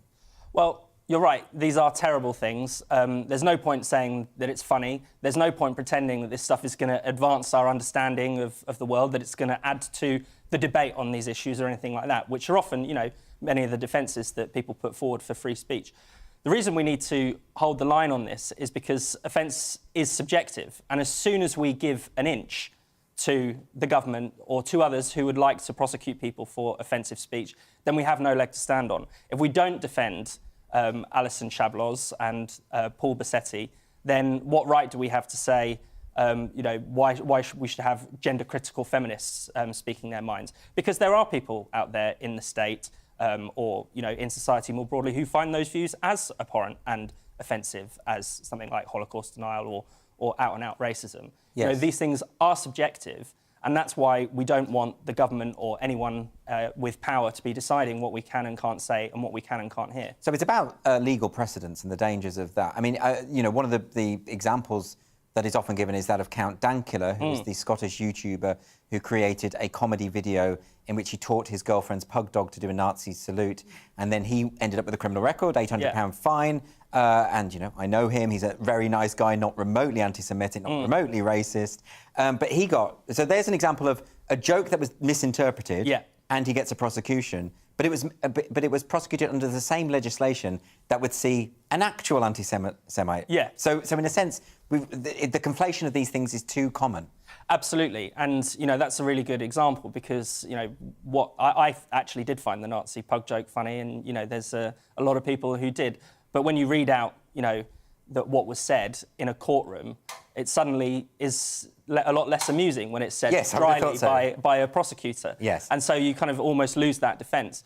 What we need to defend these things on the grounds of is simply that there should be no ifs or buts when it comes to free speech. An offence is not a reason to censor in any circumstances. A lot of people will be surprised about the Alison Chablos case because Holocaust denial is illegal in many countries, but not here. But not in Britain, and for good reason. And actually, historically, British governments have tried to keep it legal. So even when a European Union directive 10 years ago tried to ban Holocaust denial, the UK government said no. But it's still coming in through the back door, through this kind of grossly offensive, through the Communications Act route. And there are good reasons why you don't want to ban Holocaust denial. So what are they? What are they? I mean, obviously, as I said before, it's completely abhorrent. But someone like Deborah Lipstadt, who is famous for arguing against Holocaust denial, has made the excellent point that you do not want governments legislating on history, deciding what is correct history and incorrect history. There's also, with all of these offensive things, you need to be able to hear why they're offensive, and we need to hear these things defeated through argument in public. Because one of the things that censorship does is it just pushes problems underground, it just hides them out of view, and it might make us feel better in the short term, but it never actually defeats these arguments. In places in Europe where Holocaust denial is banned, they haven't got rid of it. There's still quite, minorities, of course, but still an unhealthily large minorities who believe in these things. And if you're not able to air those views, then those views can't be challenged and defeated either. I mean, in the case of David Irving, for example, the historian who certainly minimised the impact of the Holocaust in his research and writing. And he went to prison for this in Austria. But when his work was torn apart by Richard Evans, another historian, that was the thing that really destroyed him. It wasn't the prison sentence. The prison sentence gave him a sheen of martyrdom and glamour in a way. Exactly. And, people can be defeated through argument. He was totally discredited once his ideas are exposed. And that used to be our approach to how we tackled racism and misogyny and, any other kind of ism or phobia. We're losing the knack of being able to argue against these things. Instead, we're reaching for censorship. I'm worried that there's a younger generation that can't actually explain why racism is so bad or why homophobia is bad. They have no experience in tackling these things head on. So is it just the case that people are terrified of being accused of supporting the substance of what someone says? That seems to me to be quite important here. I think so. I think that conflation is always made. Whenever you defend the rights of someone, you defend free speech, the assumption is you must agree with them, or you must at least secretly agree with them in some way. Right. But that's because we're losing the knack for defending free speech on its own terms, recognising that free speech is not necessarily about the content. We can't really prejudge that. We need to be able to defend free speech in all circumstances so that it's clear that it's not Holocaust denial, for instance, that we're interested in. Well, I mean, we're talking about these very serious issues, and when you watch the video of the Grenfell effigy fire. You just, I mean, it's baffling to me. I watch and I'm baffled by it. But I also know I don't know what's going on in there. That perhaps to them they found this hilarious. I mean, that's the other thing. Humour is massively subjective as well. Humour is totally subjective, and you know, maybe we can all agree that these men are plonkers or whatever. But when did it become a crime to be a plonker? But what's the legislation here? Because it wasn't. It was the Communications Act. Yeah. So it wasn't actually the creation of the effigy. It wasn't the joke in of itself. What they say was a joke. Yeah. It was the fact that it was transmitted over WhatsApp, which is private anyway, isn't it? That is so often the case with a lot of these crimes. It's the communication of it elsewhere. Right. So actually, you know, you can watch this Grenfell video on YouTube if you wanted to, and it's fine, and you won't get in trouble. But this guy who sent it into 2 WhatsApp groups, believing they were private, we think. At least he says, and then somehow or other it got onto YouTube and went viral, and he's got in trouble essentially for the dissemination of this video. Yeah, there's no suggestion that it was his idea to make the mural, not the mural, the effigy. Yes.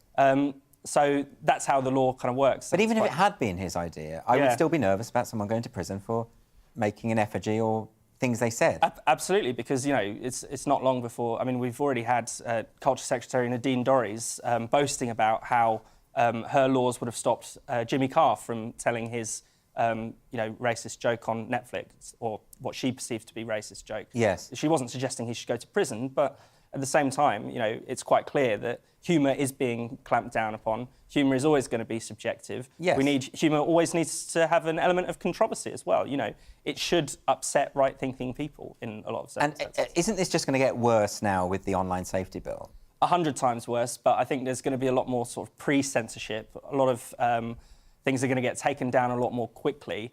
So the censorship is really, you know, going to be out of control. So this is because the social media organisations are being told that they will be held responsible for material that appears on their site. So aren't they just going to censor everything just to be safe? They will. They now have an incentive, you know, as if they didn't have enough of an incentive to censor at the moment, because they don't want people, you know, on their back saying, you promote racism, you promote sexism. Now they're going to have a legal duty to censor, or to censor first, ask questions later, or perhaps not ask questions at all. OK. Is a lot of this, though, just about this sort of spread of this ideology that says if people see, for instance, that video of the Grenfell fire, it will create racism, it creates racists. Or if you hear a song by Alison Shabloz, it creates anti-Semitism. Yeah. But that argument isn't... I mean, there's not much basis to that, is there? No, there's no basis to it at all, but it's, you know, we do live in a kind of... there is a very anti-democratic kind of mood in society that says that people are really stupid, they can't be trusted, they're probably already racist, and where they're just waiting for someone to, you know, light the fuse before they go on a racist pogrom. There's that side of it, and it's really, you know, so we have to really talk up people's ability to be able to watch things and judge things. And, you know, the vast majority of people who are going to listen to a song by Alison Shabloz or see, you know, the Grenfell effigy are going to probably be offended by it and think that's disgusting. You know, that's why, incidentally, a lot of these things end up being reported to the police, because people object to them. Yes. So I really never understood the argument that, you know, this is just, if we allow this stuff to spread, people will automatically agree with it. Yeah, well, thanks very much for discussing this, because it's very concerning, and I fear that this is something that's going to get worse and worse, as we say. Thank you, Fraser Myers. Thanks for having me. Thanks. After the break on Free Speech Nation, we're going to look at some of this week's viral videos in our social sensations section, and we're also going to answer your unfiltered dilemmas, so don't go away.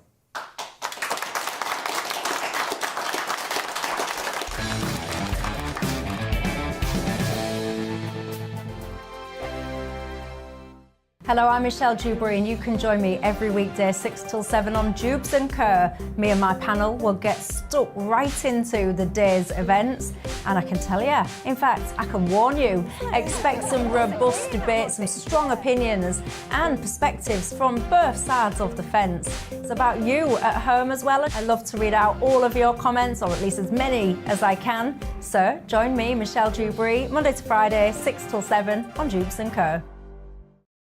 On radio, they call it the drive time slot, 4 p.m. until 6 p.m. as listeners head home. It's that part of the schedule when the dust of the day's events begin to clarify, and we try to make sense of it for you. Brazier is drive time for radio and TV. It's fast, it's punchy, it's opinionated, there's a Brazier angle, and a little bit of levity. That's the question. That's two questions, actually. That's Brazier, Monday to Thursday, 4 till 6 on GB News. Hello, I'm Patrick Christie's. And I'm Mercy Moroki. Make sure that you join us Monday to Thursday, 10 a.m. until midday, right here on GB News for To The Point. We're not afraid to talk about the topics that matter to you or the big topics that always matter. We cover absolutely everything, from the breaking political stories of the day to law and order, what's going on in the channel. We're not afraid to hold people to account. We always make sure we include your views on our show. Indeed, if you're thinking it, you can guarantee that we're saying it. So make sure you join the conversation with us, 10 a.m. until midday, Monday to Thursday for To The Point on GB News. I'm Dan Wootton. Join me Monday to Thursday from 9 to 11 for the feistiest and most fun news debate on TV, where free speech reigns. I'll bring you a sharp take on the day's biggest stories, bombshell newsmaker interviews, and A-list guests.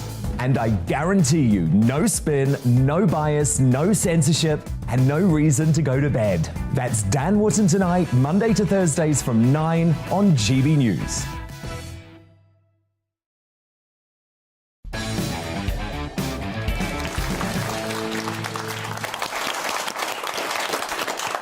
Welcome back to Free Speech Nation. So every week we dedicate this part of the show to the world of social media. And first up, we have this remarkable video from the Department of Transport that shows Transport Minister Grant Shapps taking a tour of the UK on a green screen.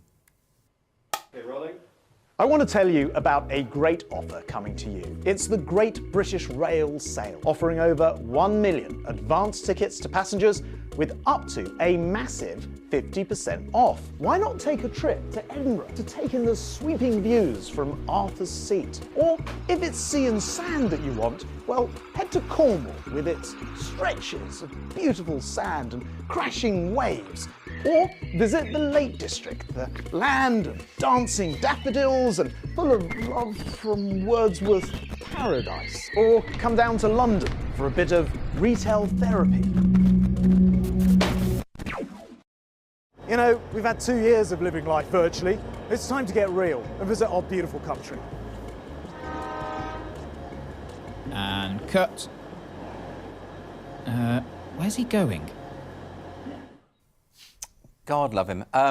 Leo, what did you make of that cinematic masterpiece? Well, I mean, apparently the budget was £1.64, which is to be commended. I mean, I'm not entirely sure what they spent it on. It's so shoddy, isn't it? It's sort of... But I think it's meant to be shoddy. Is it? So, yeah. But why? What's the appeal there? Why not a bit of glamour? Well, because, you know, we've got to tighten the public purse strings, so we don't want to be, you know, actually sending Grant Shapps on a train to the Lake District. No, I know. That'd be far too profligate. That's what does he think he is, James Bond? Yeah, I absolutely accept that. But I do think better production values would have got the message across better, I think. Right. I don't know. I've seen this clip so many times on various shows that, you know, I think it's almost... its shoddiness is the advertising. I see, so it's working. Yeah. What do you think, Diane? I think that they cut very quickly after they handed in the crab, because obviously we can all say Grant Shapps has crabs.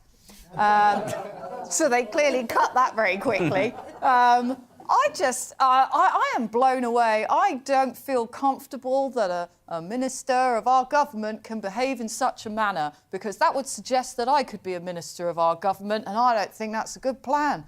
I think you should absolutely go into politics, Diane. Oh my God, what minister could I be? It'd be so exciting. Actually, you've just discredited the point. Anyway, let's go up to another video. Let's have a look at this one. Well, it promises to be a cracker. Kick-off here at Rugby Park is at 7:45. Now, Rangers have been dealt a major blow. Kemar Roof has been ruled out for the club's next 3 games, with Alfredo Morales already out injured as the sprinkler comes right over me, folks. I hope you can still see me. That means they have a bit of a crisis in attack. Here's our reporter, Ronnie Charters, who's definitely dry.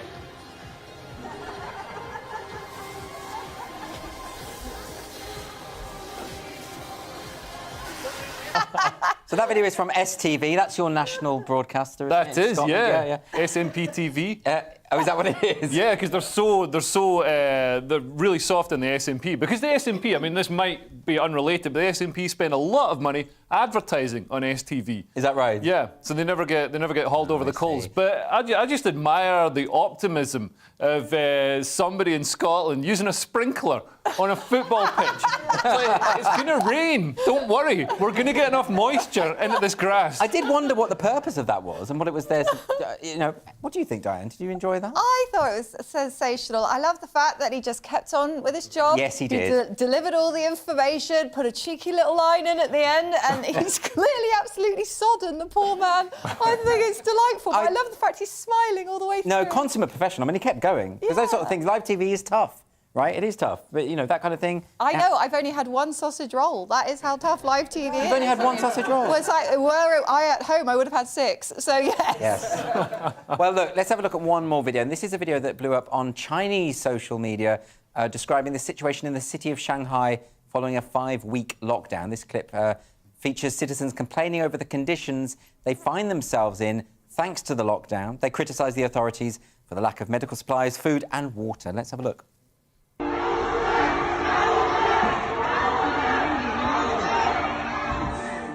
我原来昨天就想送给你的，为什么呢？因为我怕这个大家相互感染。对对对。但是呢，今天我想了想，因为病毒呢都不会死人的，要饿死人的。 So for our radio listeners who couldn't read the subtitles there, in the video we could hear the people of Shanghai talking of the conditions they find themselves in a strict lockdown. It's any thoughts on this, Leo? Yeah, I mean, it's interesting to see really big and vociferous protests against the government in Shanghai, which you don't often see in China because the Chinese government don't allow it and sometimes shoot you if you do it. So, I mean, it's great to see people rising up against, and the Chinese government seems to, like under Xi Jinping, they're taking a far more hard-line tack. They're persecuting business owners, like Jack Ma has barely been seen in public. They're delisting businesses, so they're reverting to much more of the sort of the Maoist roots of the Communist Party, which also included a lot of starvation. So I can understand people being worried about where the food's coming from. But I'm actually surprised as well that would have gone viral in China. I mean, they're very kind of strict on internet censorship in China. They are, yeah, and also they're very strict on coronavirus, and they've got this zero COVID policy, which is now showing its flaws. I mean, that worked great at the start of coronavirus when it didn't spread so quickly and it was more deadly. But now that we've got Omicron, the best policy is get as much Omicron in your face as you can get, and we all just go to work and we have a little bit of a cough. Can I just say the phrase "get as much Omicron in your face as possible"? I mean, that's not coming from the NHS, is it? I don't agree with that as a tactic. What do you think, Diane? What, with Leo's Oh, well, I mean, no, I think you video? can safely ignore anything that Leo's got to say. I'm joking there. The video is very interesting, and with extreme censorship comes extreme problem solving. And I believe that the people of Shanghai and China, they have to problem solve their way around the censorship and the oppression if they wish to do it without being arrested. Yes. And what is interesting is I think this is part of a bigger problem that is actually currently happening with China, because they have got a food shortage as well. And now these people have got a food shortage and they're being locked down in Shanghai, and they're talking about starvation. Like Xi Jinping instigated something called the Clean Plates campaign, which was against the decadent West and how we eat too much food and we throw food away. And so they're sort of bringing that in. So I think there's actually, as well as the lockdown in Shanghai, there's a much larger issue that is facing China right now. So I just hope that the people who are there continue to find their way around the censorship. Yeah. Xi Jinping actually stole the Clean Plates campaign idea from my mum. And the full name of the campaign is actually Clean Plates or No Pudding. Thank you, Leo.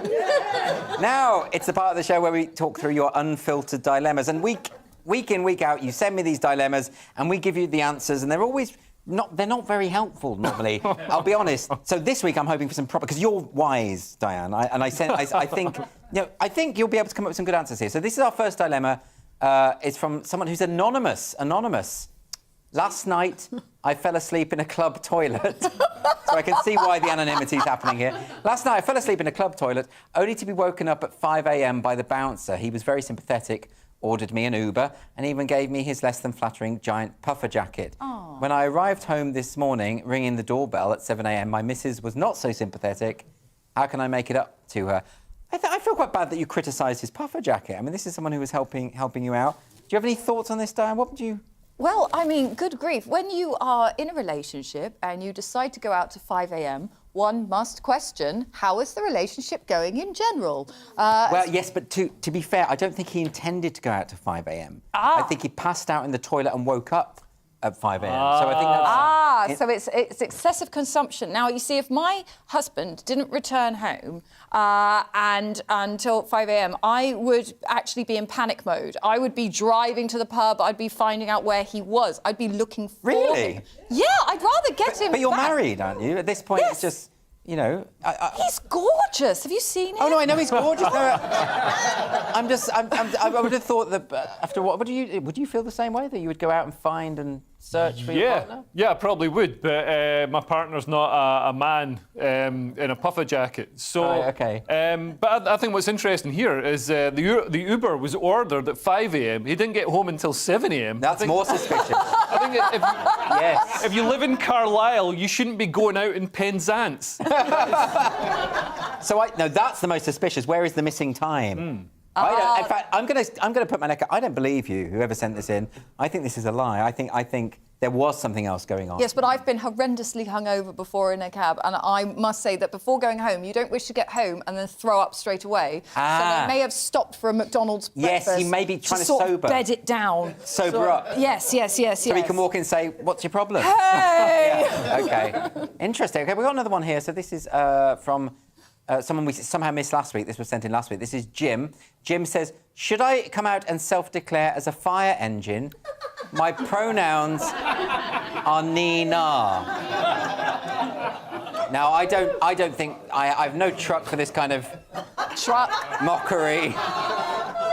Oh, come on, Lee, what do you think of that? I mean, I don't know. Like, people always criticise right-wing comedians as only having one joke. And this is the joke. That's the joke. So... That's actually the joke. That is the joke. Thank you for that. I think we could probably move on straight away. There's very little to say about that. That's not even a dilemma, for goodness sake. Our final dilemma is actually from Tom. So Tom says, "I'm getting married later this year, and I've had to invite lots of people I don't like to my stag do. Now I'm scared they're going to stitch me up good and proper. What can I do to minimise the damage?" Why are you inviting people you don't like to your stag do? Yeah. Why would you do that? Oh, no, this is problematic. You are in a state, my friend. OK, no, he does need to minimise the damage. He needs to make sure that he has good people around him. It's because it's dangerous, isn't it? This is genuinely dangerous because things get out of control on stag do's. Like, men have literally lost their bits before in stag do's that have gone out of control because somebody thinks it's funny. Right. Stag do's are my only opportunity to kill someone. Yes. So I'm going to turn up in this stag do. No, I think he shouldn't be inviting people he doesn't like to his stag do. That's for the wedding. You need to.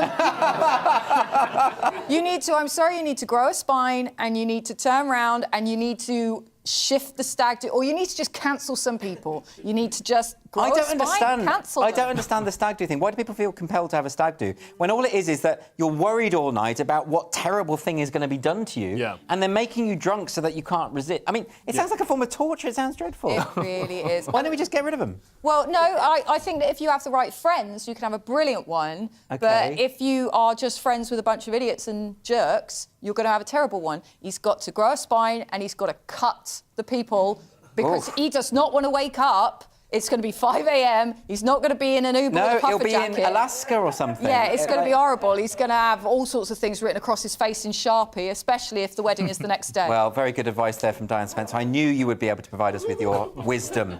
Thank you very much for joining us for Free Speech Nation this week. And this has been the week when a black man was accused of blackface. The government launched an investigation into the treatment of children by NHS gender clinics. And the French went to the polls in one of the closest run presidential elections in memory. So thank you to my panel panel, Diane Spencer and Leo Kearse, and also to my guests, Anne-Elizabeth Moutet, Professor Nicholas Merriweather, Tyson Langhofer and Fraser Myers. And by the way, if you want to hear more from Calvin Robinson, you can do so. That's on Free Speech Nation, the podcast.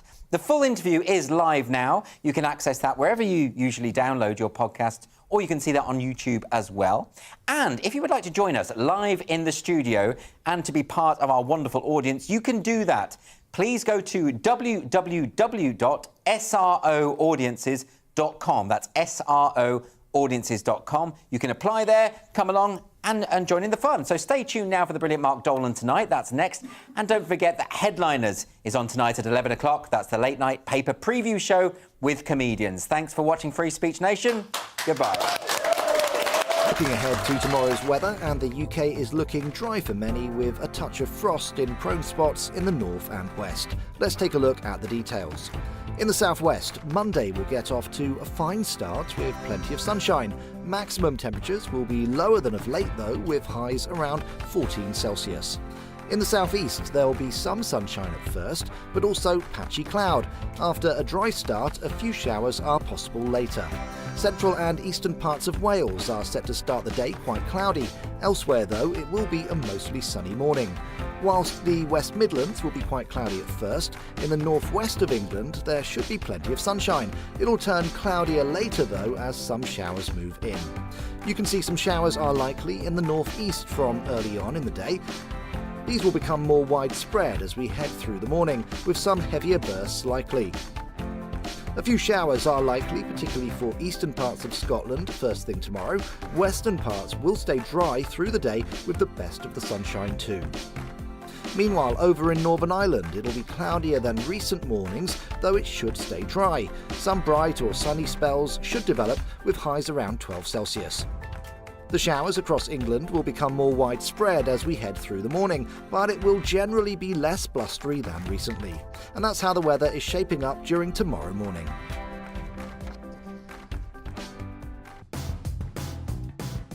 On Mark Dolan tonight, my Mark